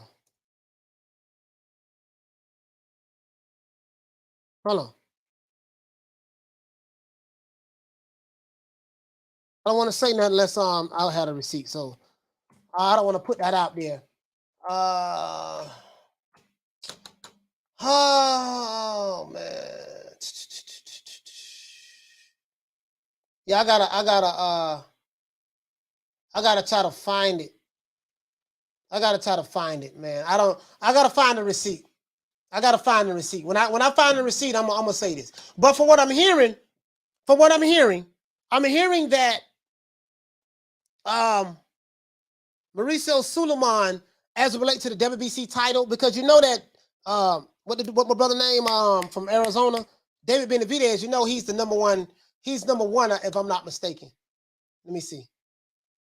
I think David Benavidez is number one in the WBC rankings. But he won't have to, Canelo won't have to worry about fighting him. According to, I want to find the video though, dog. I really want to find it. I need to find it. I need to find it because I don't, you know what I mean? I like to have receipts and I don't want nobody saying that I made anything up. He lying. So what I want to do, let me track the receipt down. Not probably. Let me track the receipt down, and I have it for the next show, more than likely. But from what I've been hearing, that Mauricio is, you guys know how I feel about the French fries belt. You already know that shit. You know how I feel about the French fries belt. But he's allowing him to, use that as a way of, the franchise belt. This is what I don't understand about that French fries belt, and this is why I hate it.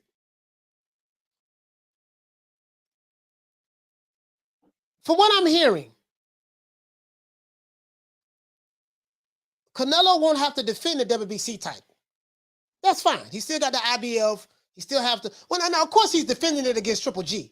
I'm not talking about that. He's defending the title against Triple G. We know that. He's defending his titles against Triple G. If Triple G wins in September, he will be the undisputed super middleweight champion of the world. We know that.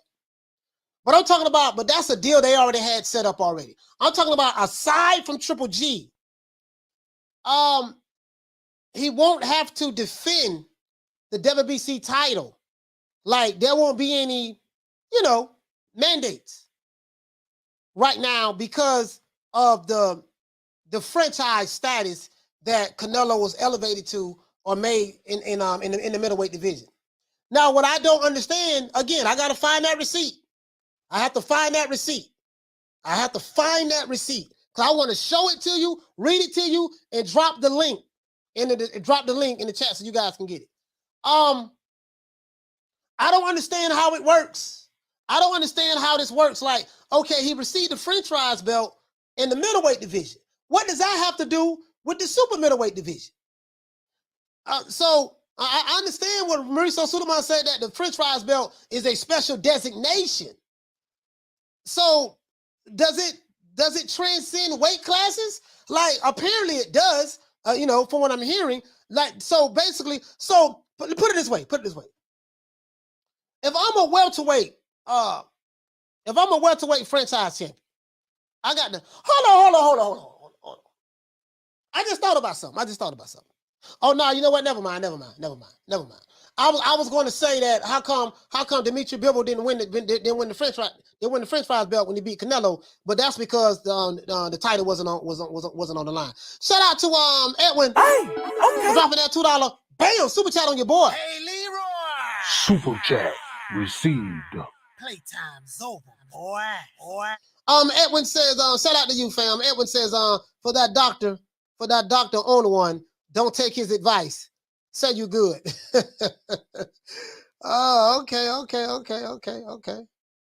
All right. Oh, hold on. Edwin, I forgot to give your super chat some love yesterday. Shout out to Edwin for dropping that quarter of a bam dub on your boy. Cash out. Hey, Leroy.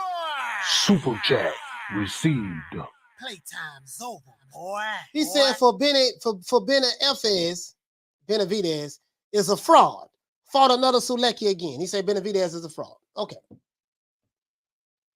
So the question I have, guys, is this: does it transcend weight divisions? So, like, I'm confused, dog. I don't really know what to say. Like, okay, you won the French fries belt, and well, you ain't win it. You was given. They emailed you the French fries belt, elevated you, created a belt out of nowhere in the middleweight division.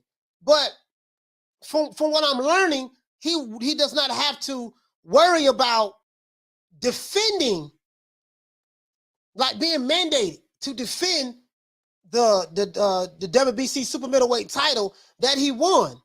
He doesn't have to worry about that because he can use his special status with the franchise belt that he was elevated to in the middleweight division. He can use that to maneuver how he wants to with the WBC. Now, that doesn't make any sense to me, guys, but I'm dead ass serious when I say this.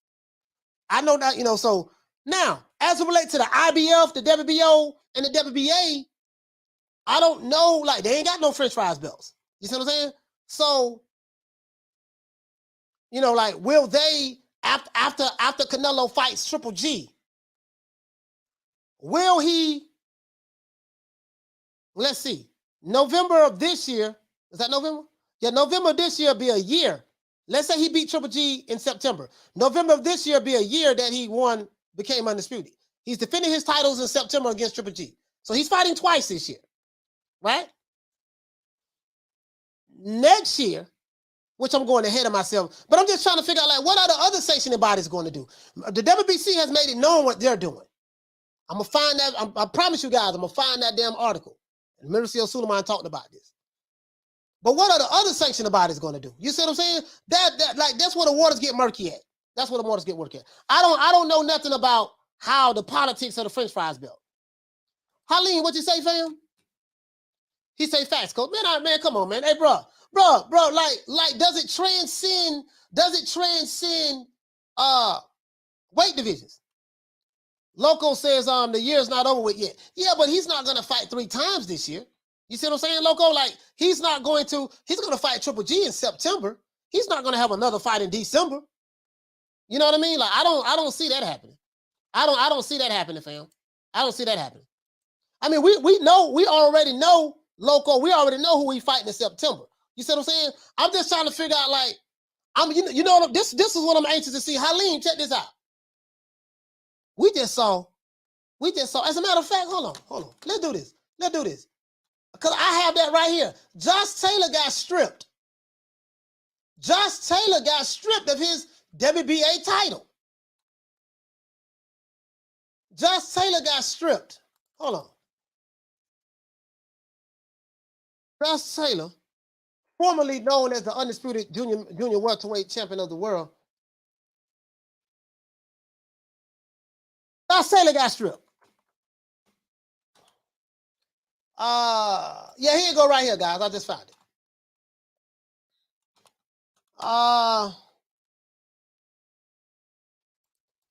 He say, did he? He claims he gave it up.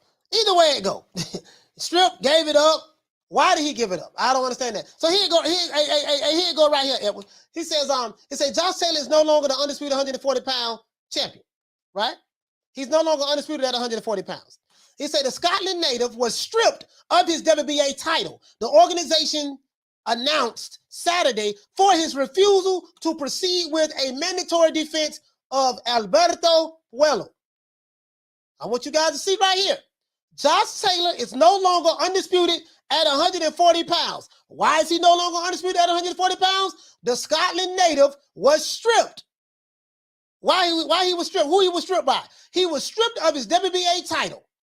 The organization announced Saturday. Why did he get stripped? For his refusal to proceed with a mandatory defense of Alberto Puello.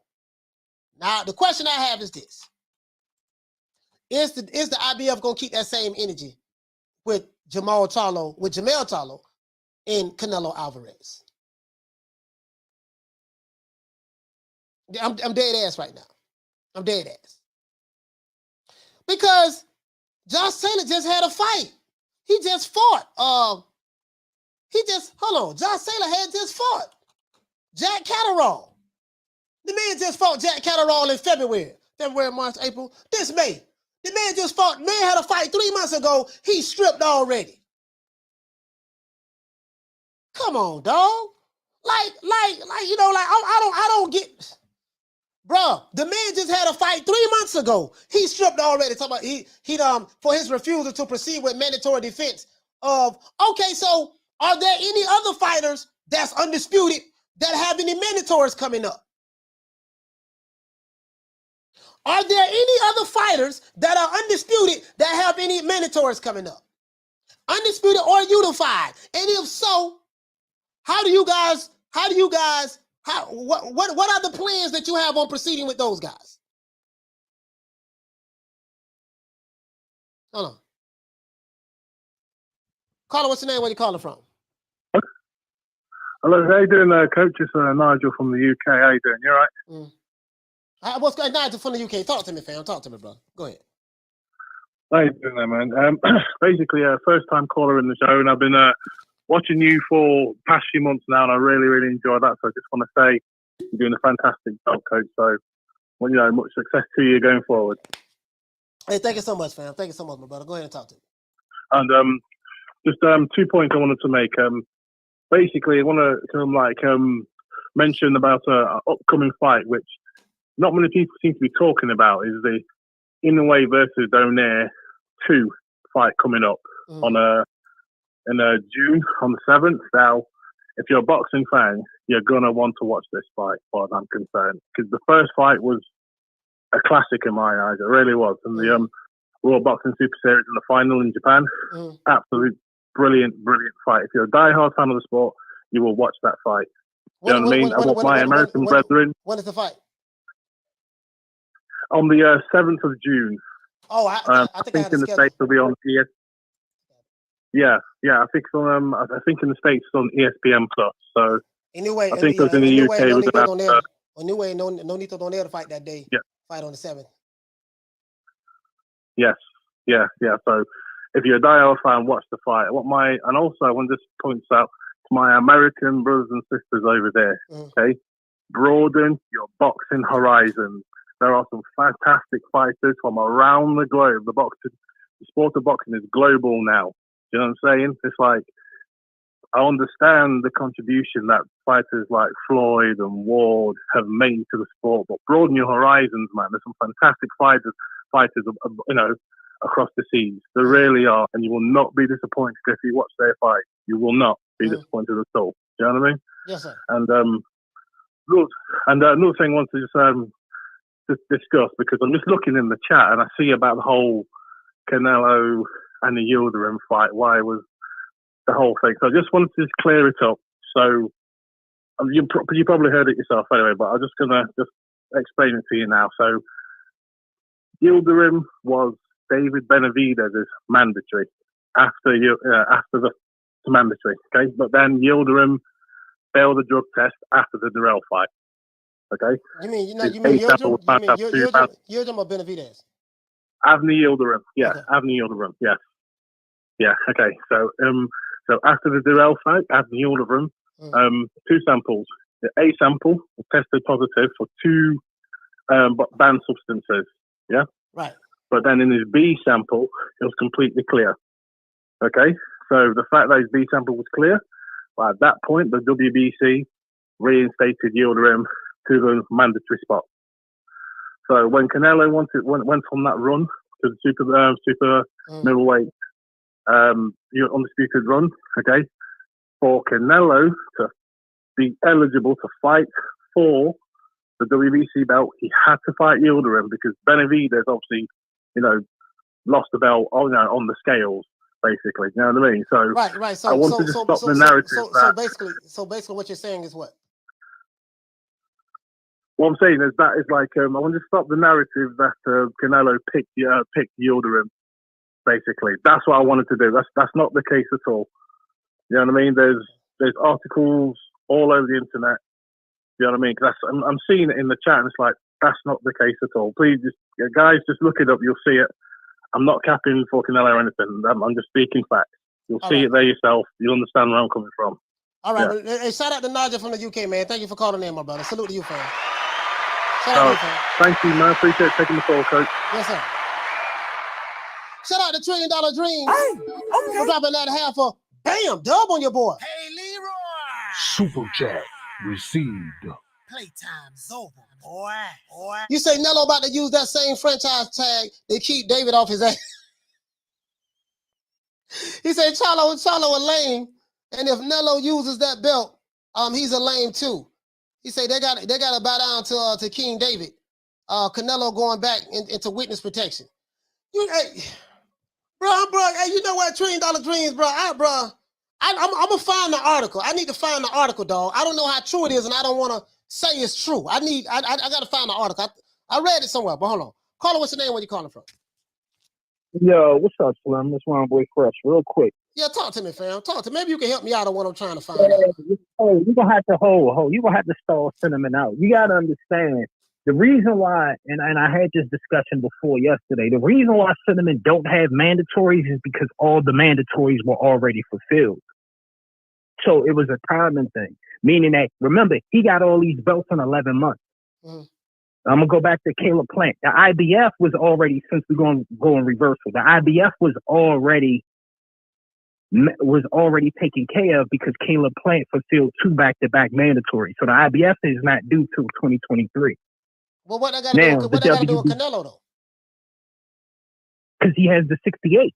He has the 68 belt, so he doesn't have to. I'm going to tell you each sanctioning body the reason why he don't have a mandatory in each sanctioning body. Right, so the IBF, that Plant already did back-to-back mandatories, so he can be available when a Cinnamon fight come around. So the IBF is done. You ain't got to worry about the IBF. Okay. The WBA, Andrade got hurt, so therefore they don't have a winner in the WBO to see who's going to be the mandatory there because Zach got to fight somebody, so they don't even have an interim champion there. So that's the WBO is actually next. The WBC, my man that was on before, the UK dude, he was right. Son. The Yildirim was the mandatory in the WBC, so the WBC was already ordered. So he doesn't have a WBC mandatory there.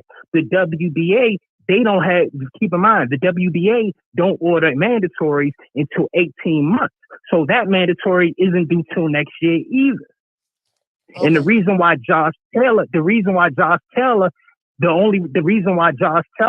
got stripped of the WBA is because he won that belt in 2019. 18 months is done. That's why the WBA is up next. Okay. So when he fought, when he fought No. I'm saying when Josh Taylor fought Catterall, that was for who? That was WBO. That was the WBO. And remember, he paid Catterall 2 step-asides. Yeah. I remember that. He did. To get the unification. And the WBA, remember, he won that WBA back in 2019 in the WBSS tournament championship. With Regis, right? Right. So 18 months from now makes it now that WBA is due. That's the reason. Oh, okay. And the Top Rank ain't about to do business with no motherfucking. They not about to do business so he don't need it because he already did what he needed to do. You dig what I'm telling you? Yeah. So that's why it looks like that. So it's about timing because, like I said, you fella realize Cinnamon won them belts in 11 months, and he did a mandatory. So in 11 months, he won 4 belts and did a mandatory. Yeah, Yildirim was the mandatory. Exactly. Yeah. That was the mandatory. That was the mandatory for the WBC. Yildirim. Exactly, because he won the vacant from Caleb Smith. So after you win a vacant, technically you're supposed to go fight the mandatory. And that's exactly what he did. So they right on point. It's not Cinnamon fault that the WBO and the motherfucking WBA, well, he just won the WBA. So he got 18 months from being a super before you have a mandatory when you win a WBA.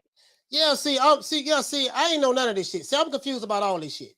Like the dude here say, he say coach get in school. Yeah, I'm getting school because all this Carlos is very confusing to me. Like, you see what I'm saying? Like the shit should be a lot more simplistic for me, but apparently, everybody, all of them. Simple. It's just that you got to keep up. I mean, people just got to keep up, and that's why you pay step aside. That's why these fighting, and you got to look, and that's why because I mean, I'm not trying to, I'm just, me, I follow the sport. You know how I roll, but that's the reason why everybody keeps saying Cinnamon don't have to fight. Man, that's not true. The mandatories were already done. The only one that fumbled the ball, that don't have their shit in order right now, is the WBO because Andrade got hurt, so you don't have an interim champion. Yeah, see, my field of expertise is not sanctioning body, so I'm glad that my main man Ron Boy Fresh called in and schooling me on this because, bro, like me, I'm on the outside looking in. It just seemed like certain guys are able to do certain things.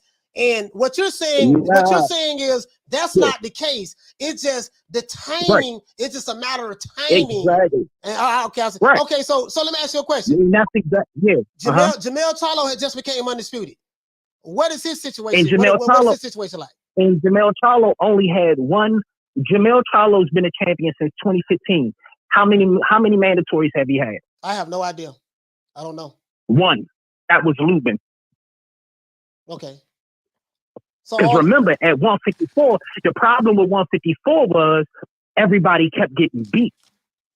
Yeah. So it changed the rankings up, messed it rankings up, and now these mandatories are due because of just timing. So a lot of mandatories. That's why you see Tim Tszyu saying he got the mandatory spot. That's why you see Fedor saying who got the mandatory spot. Now I don't know which one gonna come first, the WBC or the WBO. I lost track of that. I think the WBO. But those, I think the WBO. right? Okay. So the WBO come before the WBC, and then remember, Madrimov.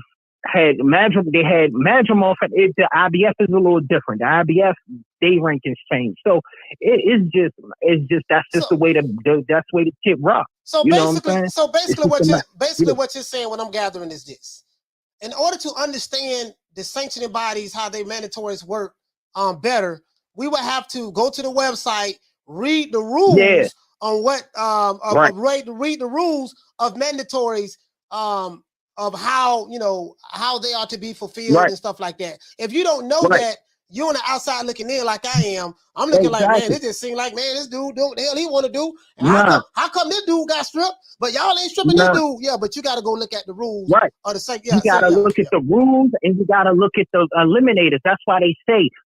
That's the reason why you see all these fucking belts. These belts, that you know how when I mean all these belts, why you say, wait a minute, why does this motherfucker got a green belt? Why does this motherfucker got a burgundy belt? This, and they just fighting in eliminator fights. It's because they represent the sanctioning body that they moving up in the rankings. Man, this shit confusing. So first you gotta hey, listen. Yeah, exactly. That's the reason why you see all these motherfucking belts. I hear what you. I live wrong, boy. I hear what you. I hear what you're saying, fam. But bro, this shit right here, like, okay, the IBF got different rules from the WBA. The WBA got different rules from the WBC. The WBC got different rules from the WBO. And I understand that they all different sanctioning bodies. So you got to know, okay, well, he fulfilled this mandatory back in 2019. The 18 months is up. You got to look at the eliminator. Yeah. All right, Yeah, so now you got to look at who the interim champ. But that was it, bro. I'm out. Hey, shout out to my brother, man, Ron Boyfriend. Thank you for calling me, brother. Thank you, Ron Boy. Thank you for calling. Yeah. I'm listen. I listen. I like learning new stuff. I don't mind getting schooled on something I don't know nothing about. Call her. What's your name? Where you calling from? What's up, Coach? It's Batman. Batman, talk to me, fam. Batman from DC. Talk to me, my brother. Yep. I just wanted to expound on what my man was just saying. He absolutely right, and that's why when they put that franchise belt in place, it kind of helps with that person not having to take certain mandatories, because once you become undisputed, now you can no longer get the fights that we want to see, because now you're stuck fighting mandatories. So what if all of your mandatories are motherfuckers that you don't want to see? You see what I'm saying? So that's why I said that the franchise belt can be a gift and a curse. Right. Because if your mandatory is Devin Haney, then people want to see you fight your mandatory. But if your mandatory is Fag and Boot, nobody wants to see that. Yeah. You see what I mean? Yeah, I see what you're saying. To add to what my man was saying, Coach, that the most important thing about the sanctioning bodies is everything is always to their discretion. Yeah. See, if you look at that rule book, that's what I'm saying, dog. Now, that was the one fundamental, that was the one piece element that I'm like, I know that these guys do what the hell they want to do. I know that these sanctioning bodies, they put people in and out of the top 10. I know how that shit works. I ain't kidding about it. I know how that works. So we got Sergio Martinez. He ranked number 3 in the WBA. He been boxing for 25 years. Boy, hush. So I know how that works. But now there's another layer you got to learn about how mandatories work. Go ahead. And that's why they can always get over, because at any point in time they can change the rules to fit how they want it to fit. Same way how when they promoted Teofimo versus Lomachenko, they promoted it as undisputed. Why? Because it was to their discretion how the WBC wanted to handle that. When Teofimo won and it wasn't Loma and they wanted to change it, now all of a sudden he's not undisputed. And you gotta listen to it, because it's their sanctioning body. But the key to these sanctioning bodies is everything is to their discretion. Everything is that's how they get over. Hey, you hit it there. That's it. Hey, listen, man. See, and this is why I'm confused. Hey, shout out to my brother Batman from DC. Thank you for calling, man. Hey, look here, man. See, how can you be an expert? See, now, I heard what my brother Batman just said. I heard what my brother Ron Boy Fresh just said. Both of them brothers from DC. Now, out of everything they just said, this is what I heard. We must internalize the flatulation of the matter by transmitting the effervescence of the Indonesian proximity in order to further segregate, to preclude on the issue of world domination would only circumvent, circumcise the revelation that reflects the aphrodisiac symptoms which now perpetrates the Jericho's activation. Bless, that's what I just heard. Bless, that's what I just heard. You see, my brother, see what it is. See, now, once the 18 months is up with the IBF, now, do you know who the mandatory was 18 months ago, my brother, for the IBF? No, who that? Like, come on, man. You know, I smoke a lot of weed and shit. I'm like, oh no, who that was, man? That was Ocampo, my brother. Now, he ain't got to defend that no more until 18 months. Now, with this sanctioning body, that's been fulfilled. That's been fulfilled already. With who? Who was the guy he fulfilled with? He fulfilled it with whole head cheese. Now, after he fought whole head cheese for that sanctioning body, he was supposed to fight Pork Chop Willie, but Pork Chop Willie took step aside money. You see what I'm saying, my brother? With the promise of fighting after this guy who he took the step aside from, after he went in that fight, with the promise of fighting him. Now the time clock don't stop because he took the step aside money. The clock still ticks. And, you know, it doesn't stop. It's still ticking. So even though he took the money to fight that guy, he's still going to have to come back and fight the guy who he took the step aside from. I'm like, man, goddamn. Hey. Oh, man, hey, phone line's open, man. Anybody can call in. Shit, phone line is open. Bro, he say, what the hell you saying, bro? Exactly. What the hell am I saying? Exactly. Hey, listen, how can you be an expert in something? Now, Batman said some real shit. He say, brother, you know the more key element in that? The sanctioning bodies do things at their discretion. What does that mean? That means, yeah, our rules say this, but we, at our discretion, we can do the 52 fake out and pull a Machiavelli and switch the whole game up at any given time. So that means I can't even hold you accountable to your own rules because you're telling me that at my discretion, I can do what I want to do. I can change it up. Now, come on, man. See that, and that's why I'm confused. That's why I go. Hey, Bless, what Bless said? Bless. That's why I'm confused, Bless. That right there. That right there, Bless. Bless, that right there. That part, Bless. That part right there. Knock down 305. You feel me, bro? You feel me? Come on, man. Caller, what's your name? Where you calling from? Very good evening, Coach. Caller, what's your name? Where you calling from? It's me, Halim. I'm calling from UK. Oh, Halim, talk to me, fam. Talk to me. Right, I just want to clear this up about Josh Taylor. The problem was he had to pay the sanctioning fee, £250,000. And the next fight he was fighting, he was getting 1.2 million plus 20% off that. So he just gave it back to WBA. He said, I don't want to fight that person. And now he's fighting, what's his name, Jose Cepeda. That's his next fight. That's why he was strict. Because he didn't pay the sanctioning fees, £250,000. £250,000? Yes, because every sanctioning body got a fee. Yeah, Everyone I understand that, but damn, £250,000? Yes, plus 20% of the next fight, 1.2 million. Oh, hey, man, that's too much. Oh, hell, that's too much money, dog. That's too much money. You know, no, let me get this straight. You're not saying 2,500 pounds. You're saying 250,000 pounds plus 20%? Yes, total of $1 million. Oh yeah, no, fuck that. Y'all can have that belt. Y'all can have that belt. Shit, fuck that belt. Yeah, you can have that, baby boy. You can have that. Yeah, you can have that, baby boy. Yeah, I don't want that. We good. The corner was right. The last caller was right, by the way. Talk about the sanctioning fees. The body, different body sanctioning rules got different ways of dealing with boxers. If you got the franchise belt, you can avoid the other fighter. Yeah. And none of these undisputed fighters like Josh Taylor, he didn't have the franchise belt. That's why he got whacked £250,000, and that's it. Yeah. He gave the belt back. Yeah, he did the right thing. He did the right thing. Yeah, y'all can have that. Listen, I don't want no belt too enough. I'm that good. Hey, Halim, thank you for calling in, my brother. Thank you for calling and let me know. Hey, thank you very much, guys, man. Yeah, thank you. Bye. Yeah, man. Yeah, that's some bullshit. 250. Y'all know how much money that is? Y'all know how much money that is, dog? Yeah, you can have that belt. Shit. I ain't paying that. I got the WB when he got stripped of the WBA. Shit, I got the WBA over there. See, you know, I'm undisputed on YouTube. I am the undisputed YouTube champion of the world. I'm undisputed over there. I ain't paying nowhere near that shit. I pay about $20 a year, something like that. $20 a year. Shit, I ain't paying that shit. They can have that shit. I made what you say, family? Say 14 children killed in Texas school. Oh my God, for real, bro? Damn, dog.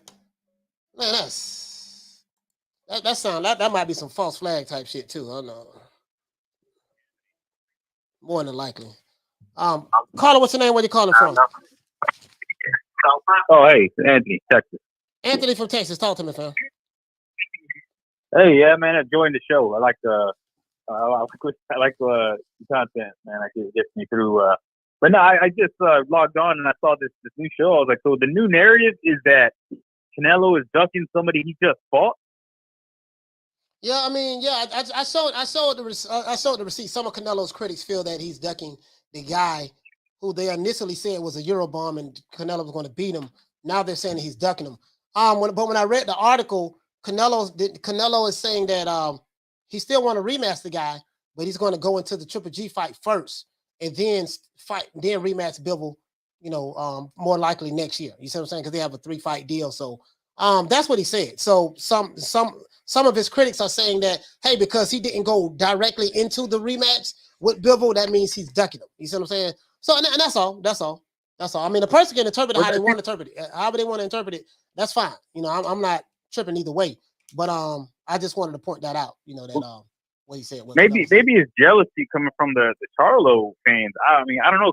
Everybody knows that Triple G's head is on his scalp is there to be taken right now, and this is what Wilder should have done before rematch Fury. You know, I mean, shout out to Wilder. He had the guts to take him on right away. He had that pride, but had he taken a fight in between to work on things with his new trainer, he might have had a better shot. You know what I mean? And I think that's what Canelo wants to do, but with the same trainer, and go ahead and get that money from Golovkin, because that's the biggest fight. And when it comes to the sanctioning bodies, they're going to get the biggest cut out of the Golovkin fight because that's the one that's going to sell the most. And like I heard one caller just say right now is that, they play off their own rules. So when you get to a Floyd level, a Canelo level, a Pacquiao level, these sanctioning bodies kind of let them do what they want sometimes. So, I mean, it's all about money at the end of the day. I mean, Golovkin, it still is the biggest money fight. So, yeah, it's just bizarre. It's a new twist every day. There's so many narratives out there, and people want to jump on one and just to throw shade at somebody they don't like, and it's just bizarre. You know what I mean? I think those same people that might be saying this are probably not going to say that Thurman ducked Spence within the PBC on the same side of the street for years. Leo ducked Russell on the same side of the street for years. It's looking like everybody's ducking Benavidez, and they're all the same side of the street, but they said, my guy Crawford, he's on the wrong side of the street. You know what I mean? They can't even get fights done with him. I think all fan bases of fighters do it, to be honest with you. Some are a little bit more extreme than others.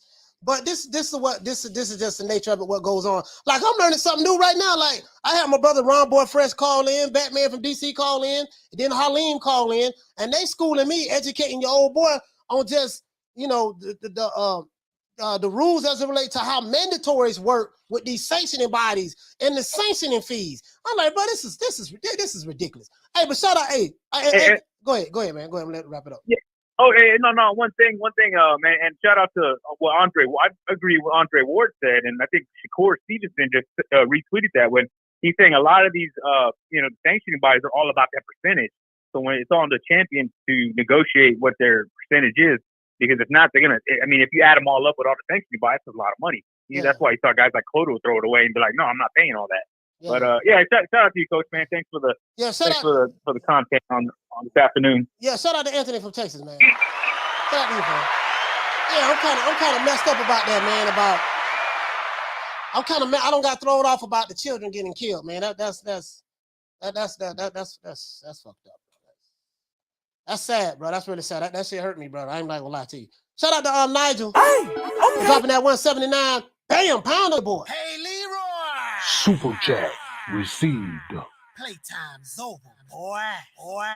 He says, Slim and Batman 100% right about the sanctioning bodies. Yeah, but you see what I'm saying, Nigel? Like if you're dealing with a situation to where, okay, we change the rules the way we see fit, then how can I even go by your rules? Like your rules don't mean nothing. You know, okay, at our discretion, we can pull a flip and Machiavelli. So you can't even hold them.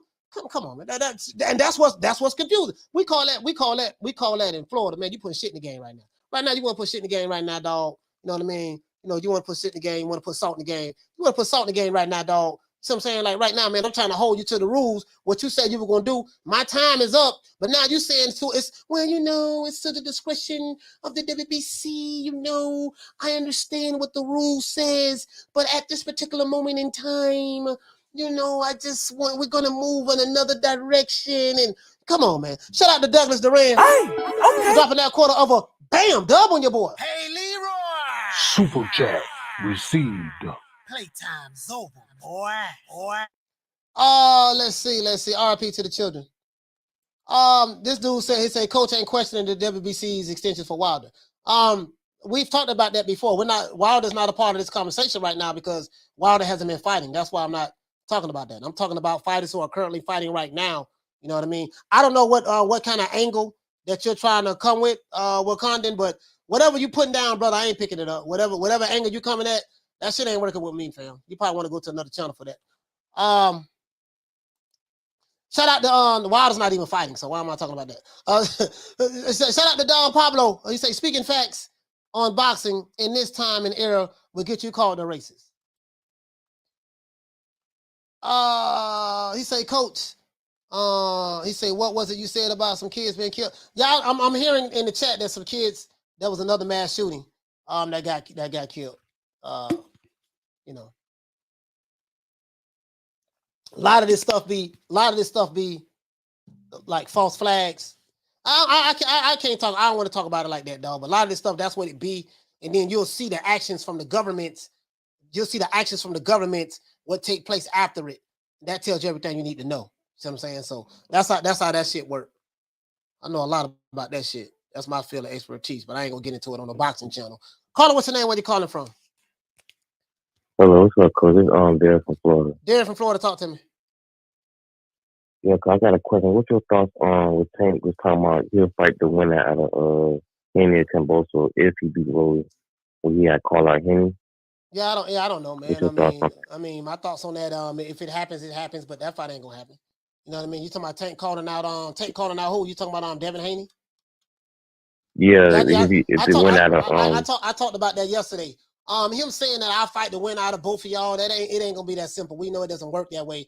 It's not as simple as a fighter saying, hey, as soon as you finish your fight, me and you fight next. We know it don't work that way. You see what I'm saying? So Tank saying that I really can't put no weight on it or nothing like that. It's gonna depend on which promotional company he's with. Devin Haney is with Top Rank right now. So whatever, it's gonna be to the whims of whatever Bob Arum says anyways. And that's assuming that's if Devin Haney beats George Kambosos, which is not going to be a defeat in Australia. So I'm not worried about that. It just talk. It just talk. Okay. All right, Coach. Shout out to Derek, man. Shout out to Derek.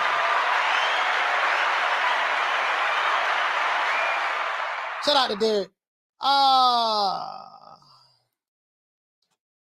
Milalo, he say 12 kids, 1 teacher, and the gunman killed. Yeah, I'm gonna keep my mouth closed on that, man. I got a whole lot. I got a whole lot I can say about that shit. I'm gonna keep my mouth closed on that. Keep my mouth closed on that, man. RP to the those children, man, and that teacher that got killed, man.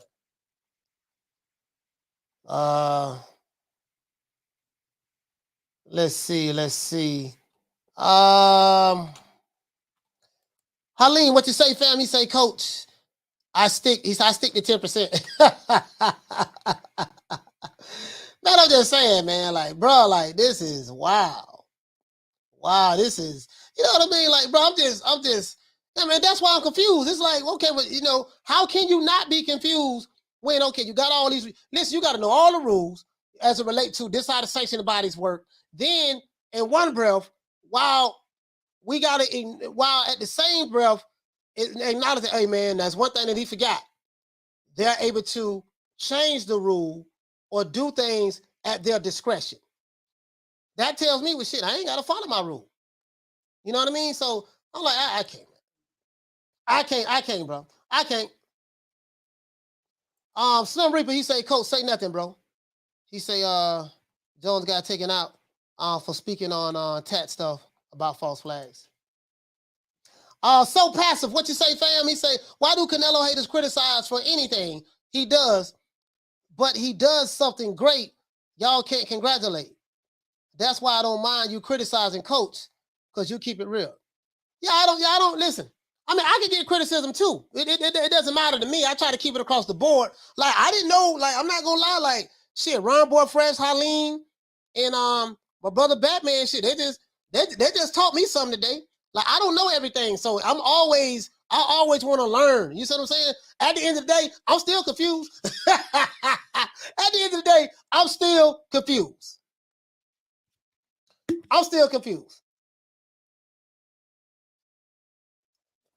At the end of the day, I'm still confused. And you know where the confusion lies at? The confusion lies at what was my ignorance in the beginning of how these rules work, one. But then two, what's even more confusing is when you tell me that the sanctioning bodies can do what they want to do at their discretion.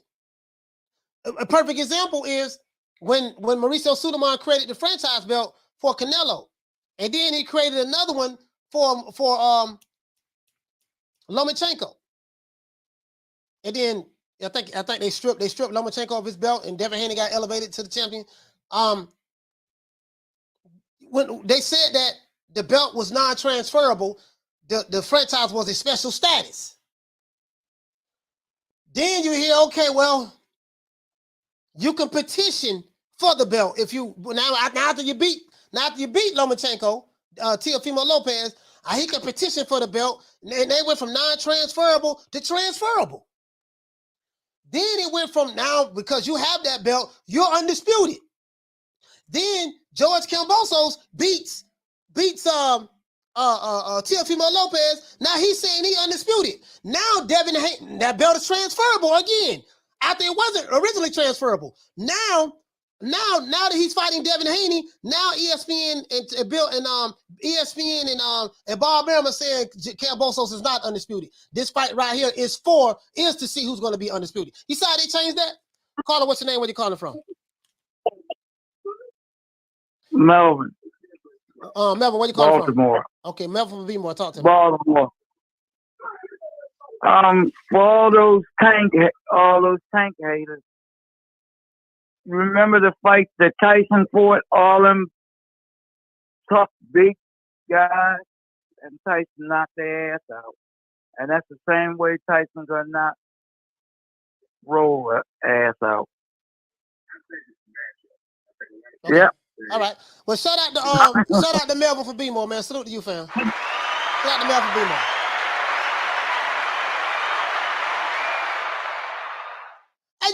Hey, Thomas Jones, you get what I'm saying though? Like, bro, like how can I learn the rules when the rules are ever? Now, I'm not gonna lie, I didn't know until Ron Boy Fresh schooled me and educated me on it. And Batman, I didn't know that. And then Halim as it relates to the Josh Taylor situation. But damn, if y'all keep changing the goddamn rules, or I can modify and I can apply the rule when it's to my discretion. So you know what that tells me? It still go back to what I was saying. Certain fighters will still get certain favoritism. And so that's what you're telling me. If it's to your discretion, well, it's to my discretion that, you know, I favor this fighter a little bit more than this fighter. So what I do for this one, I'm not going to necessarily do for that one because it's to my discretion. And then you're going to, come on, man. I can't, dog. I can't, dog. I can't. I'm just saying I can't, dog. I don't understand it, and I ain't no shit. It is what it is. It is what it is. Wakanda says Haney is technically an email champ. Okay, yeah. But this is my question: How did Devin Haney get the belt?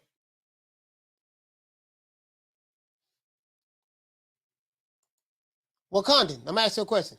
How did Devin Haney become the email champ? I'm asking you a question I already know the answer to, but I just want to hear what you have to say.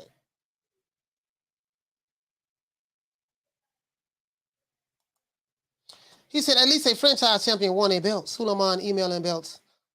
Okay. I think you're trolling at this point. This guy must be trolling at this point.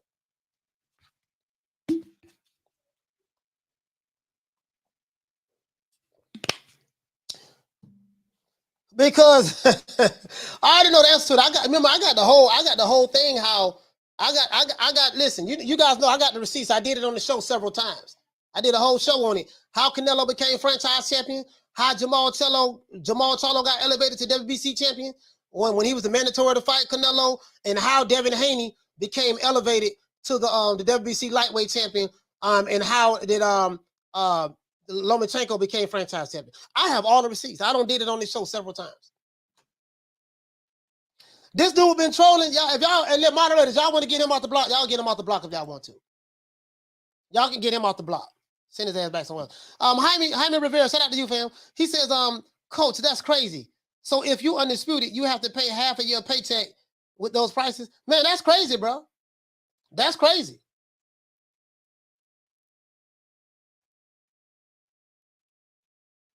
That's crazy.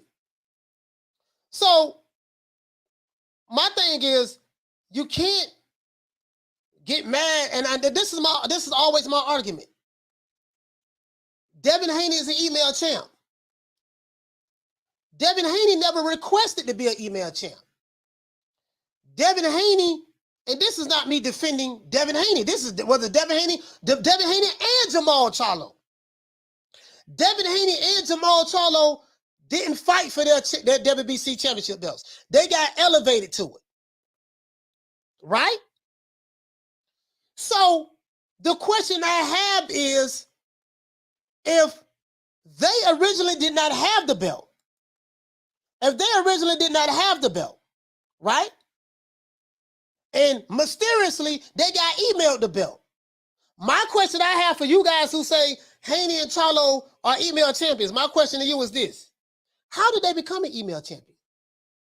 What happened to the guy who originally had the belts in the first place? How did the guy, Canelo and Lomachenko, how did they originally lose their belts in order for Haney and Charlo to become email champions?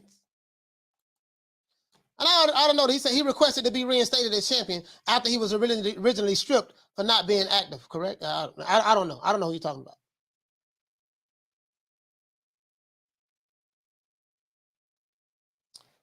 AI said breaking news. Tank said this is the last fight Mayweather promotion. Yeah, that's not breaking news, fam. He said that already.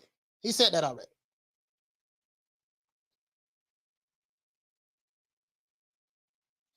He said that already.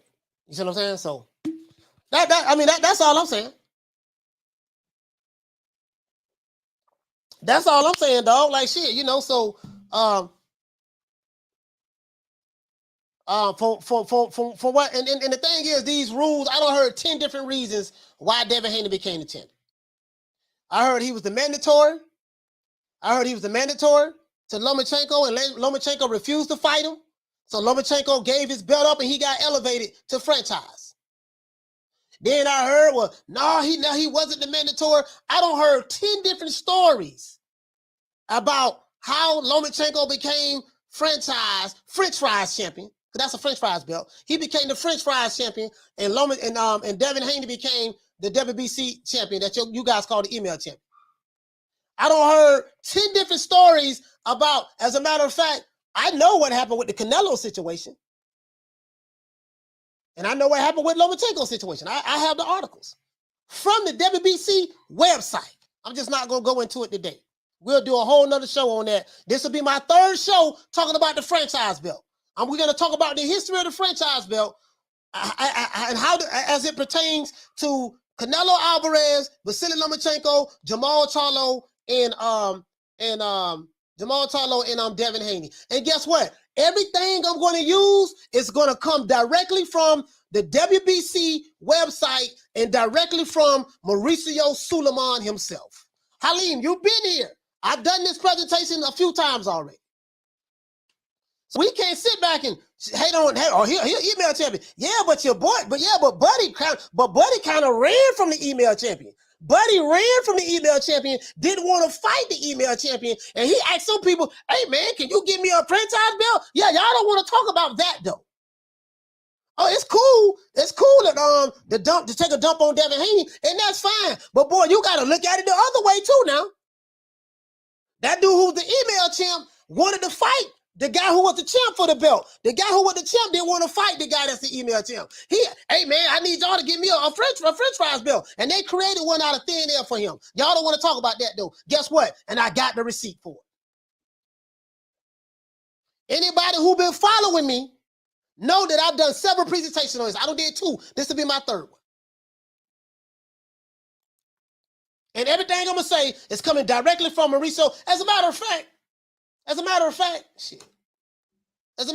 do this.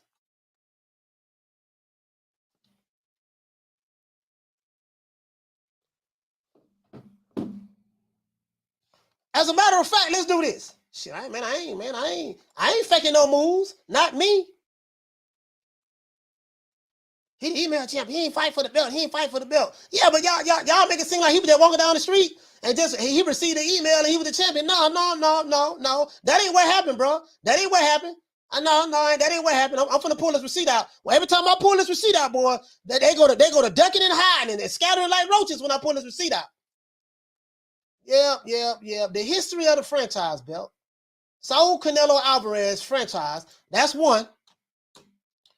That's one right there. Let's pull up the other one with Vasily Lomachenko. And all of this is going to be from the WBC website.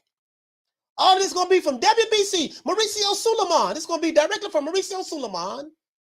This ain't going to be no secondary information. This is all going to be primary sources of information. Let's pull that up. Where they at? All right, that's Canelo. We got Canelo. Where's Lomachenko? Loma, where you at, Loma? I got Loma too. Since Devin Haney email champ. How did Devin Haney become the email champ? That's the question. Oh, there we go.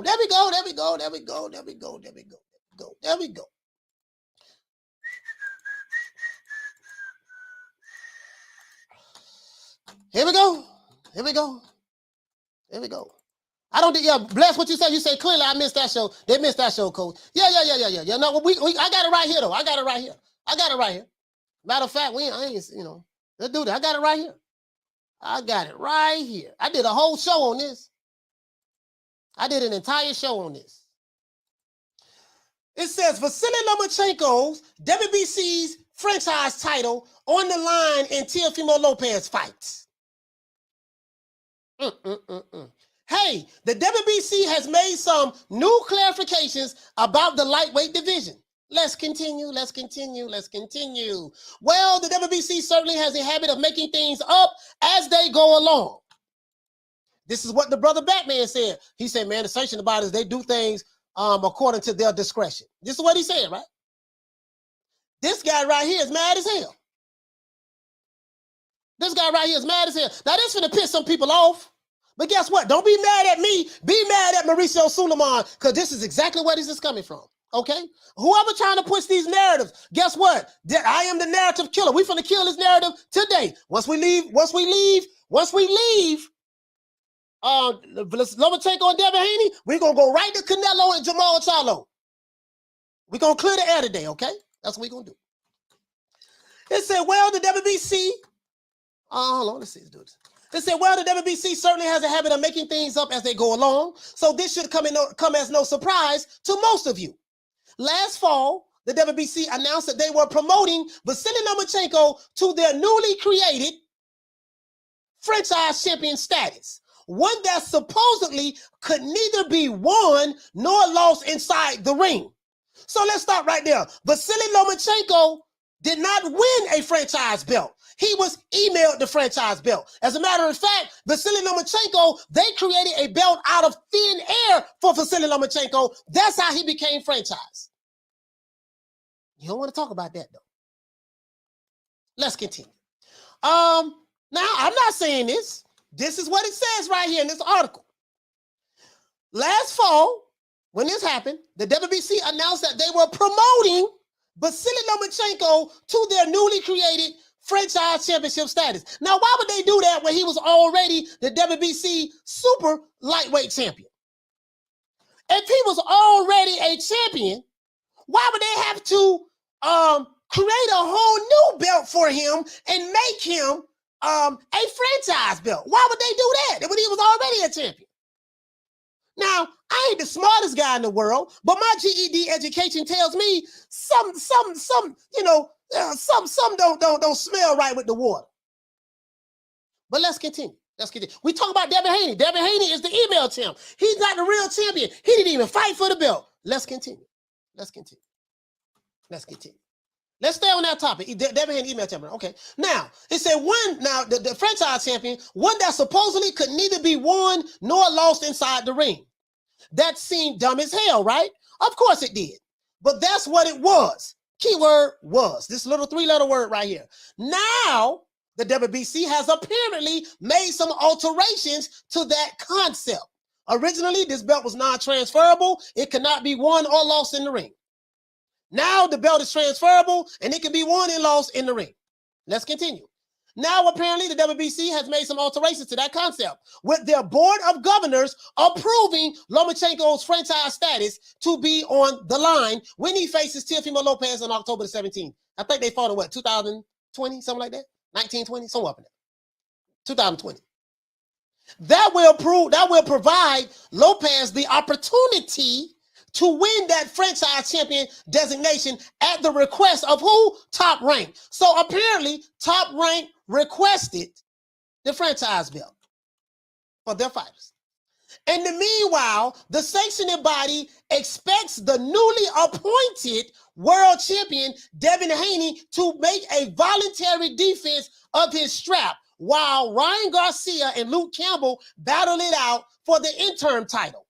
Javier Fortuna will also be in the mix somewhere when he makes his intentions known as to where he wants to fight to go next. Perhaps the WBC will just create a new title category for him as well.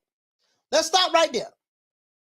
Devin Haney was newly appointed world champion.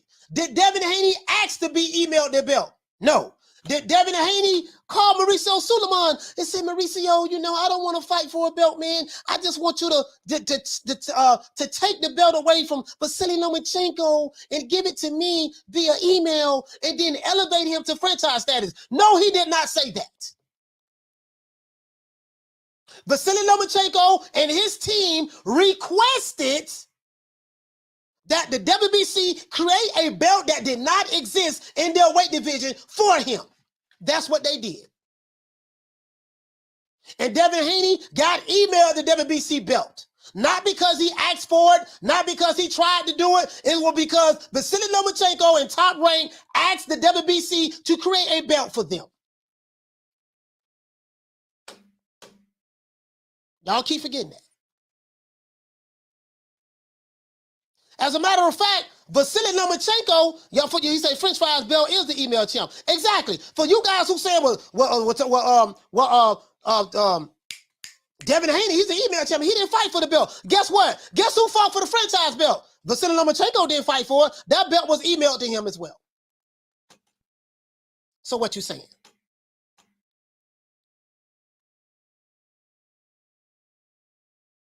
What you saying?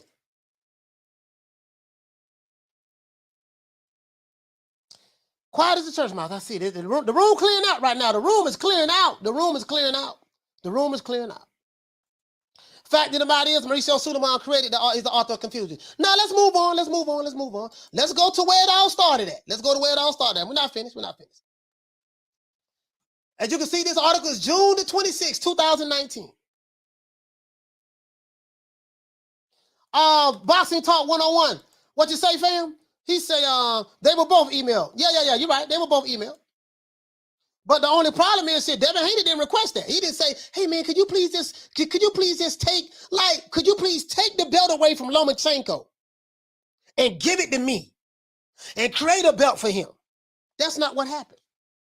That's not what happened. Now let's go to the author of this. Let's go to the author of this. June the 26th, 2019.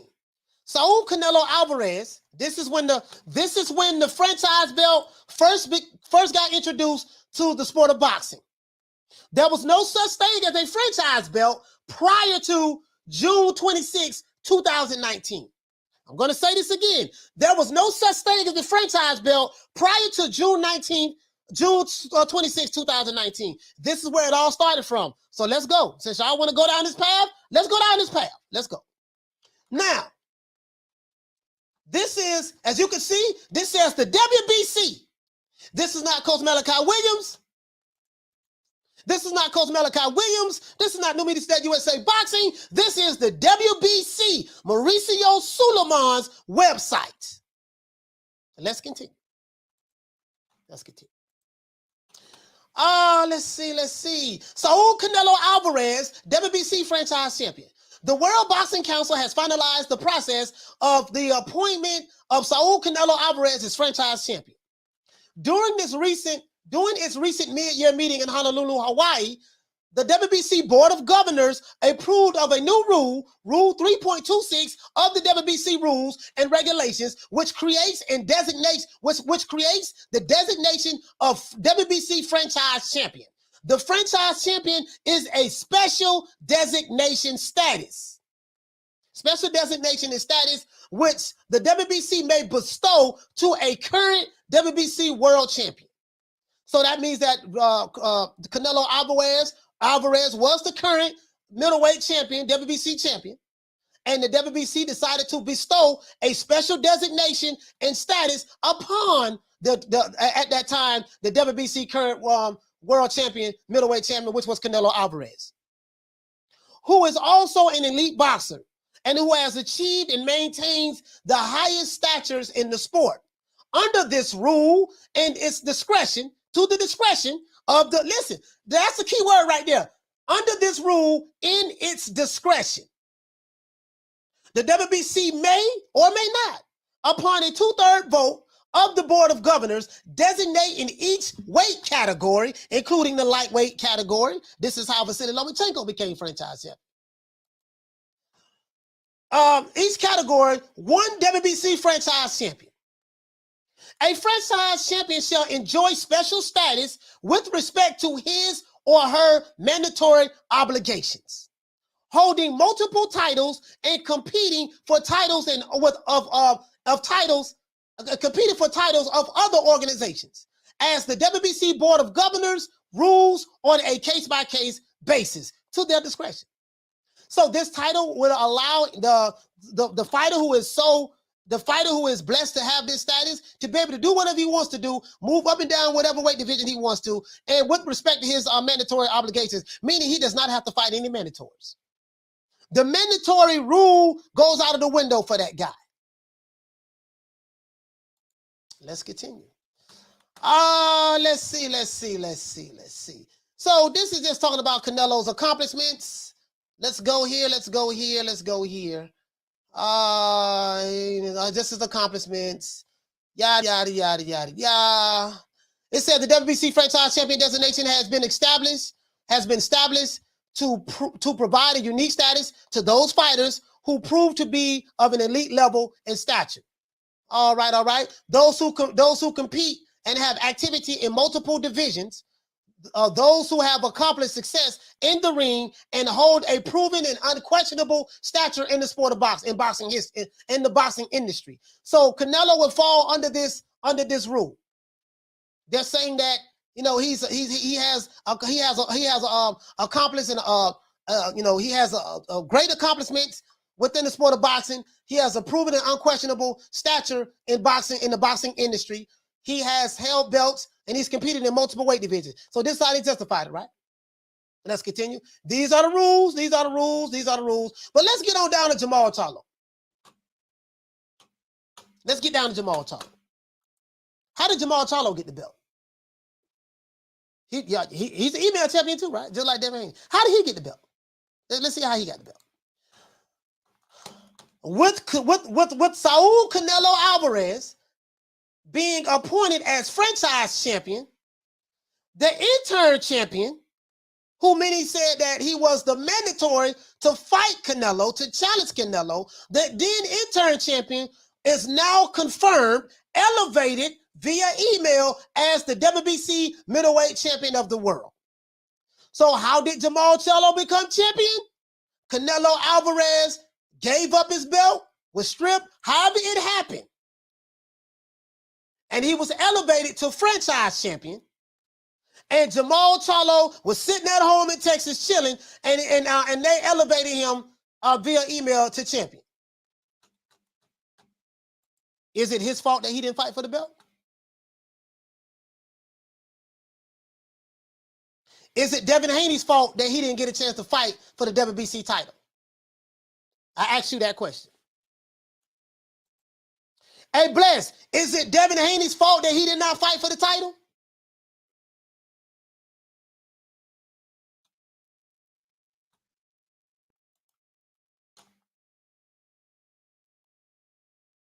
I'm asking. Is it House the House of God? Is it Devin Haney? Is it Jamal Charlo fault that they didn't fight for the title?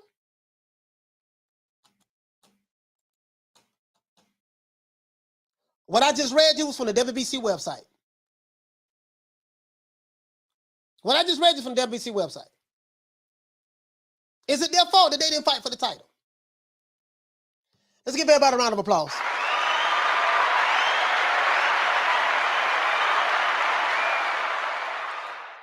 Let's do this OJ the Jew Man style, man. So just know when you guys who don't like Devin Haney, if you don't like Devin Haney, that's fine. And for you guys who don't like Jamal Charlo, I'm one of his biggest critics. If you don't like him, fine.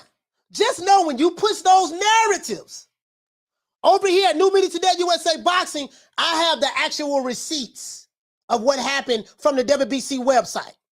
Just make sure you mention how Devin Haney became the email champion. He became the email champion because Lomachenko became the email franchise champion. He didn't fight for the franchise. It was emailed to him. And he was stripped of his belt that he fought for. And Devin Haney was elevated to it. Is that Devin Haney's fault that he didn't fight for that belt? Of course. Now, I get it. I get it. I hope you can do with that what you will. Do with that what you will. Shout out to my main man, Ron Boy Fresh. Shout out to Dantes. Shout out to Chickarelli. Shout out to Damian Bennett. Shout out to the Queen Lil Green Eyes P. Shout out to my brother Charlo. Shout out to Ahmed. Shout out to Knockdown 305. Shout out to Thomas Jones. Shout out to Fistiana Fights. Shout out to Misfit. Shout out to Retro Boxing and Documentaries. Shout out to School on X-Mon. Shout out to Mark Nash. Shout out to Rider of the Storm, Carl Hunter Hansen. Shout out to Philip Fly. Shout out to Agent Big 30. Shout out to Bless 365. Shout out to A. Sneed. Shout out to Dr. Paul Evans. Shout out to Mr. Pads. Shout out to Arlette. Shout out to the Queen Lisa Bales. Shout out to my brother Smith and West. Shout out to Punch Perfect Boxing. Shout out to Here to There. Shout out to True Gritter 402. Shout out to Malcolm Roach. Shout out to Hell Hero Elite. Shout out to Jay Rodriguez. Shout out to Folo Bond. Shout out to Philo 58. Shout out to Dean West. Shout out to Jim 82. Shout out to Two Matador. Shout out to Will Sargentson. Shout out to Miguel Chartico. Shout out to Karma Serene, the Queen Karma Serene. Shout out to Jason Dockery. Shout out to Kathy W. Shout out to Dragon Leg. Shout out to AB Sounds. Shout out to Ronald Finkley. Shout out to Troy Graham. Shout out to Honorable Ketsi. Shout out to Tony Boswell. Shout out to Bush the Can Man Cassidy. Shout out to Major Key Boxing. Shout out to Bernard Burton. Shout out to Juan Corrillo. Shout out to Mike from Boston. Shout out to Big Hawk from Maryland. Shout out to Manny Dosiento Inueve. Shout out to Deborah Booker. Shout out to W. Rightside. Shout out to Just a Fan. Shout out to Lady Shea Dunham Season. Shout out to Drummond for Whole Life. Shout out to Javon Soto. Shout out to Candy Slim. Shout out to Low Key Serious. Shout out to Bernard. What's going on, Boxing Nerd? Shout out to Eric Pack. Shout out to Manny G. Shout out to Flex BX. Shout out to Daniel Rios. Shout out to Jesus Luna. Shout out to Frank Forbes. Shout out to Frank the Tank. Shout out to Ricky Ricardo. Shout out to Al. Al Money. What's going on, fam? Shout out to Manic TV. Let's go ahead and give everybody a round of applause. As a matter of fact, let's shout out to Jared from B-More. Shout out to Fight Doctor from the Shy. Shout out to Nigel from the UK. Shout out to Rob Boy Fresh from DC. Shout out to Batman from DC. Shout out to Holly from the UK. Shout out to Anthony from Texas. Shout out to Derek from Florida. Shout out to Melvin from B-More. Hey, man, you know what it is, man. I just sit back, man, and just, we got to be fair about the whole thing, man. When you tell the story, make sure you tell the whole story. You're begging me not to leave. And I refuse to let you go. Other than that, that's it. That's what Coach Malachi Williams signing out. You know how we do it, baby.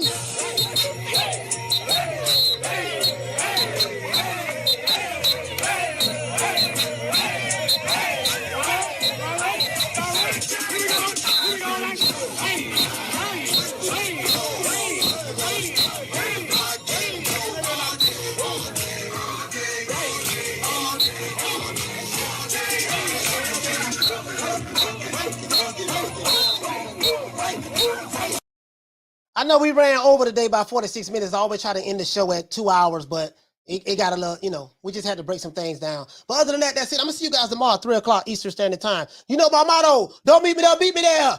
Peace. Man, I'm out of here, bro. Let's go. Come on.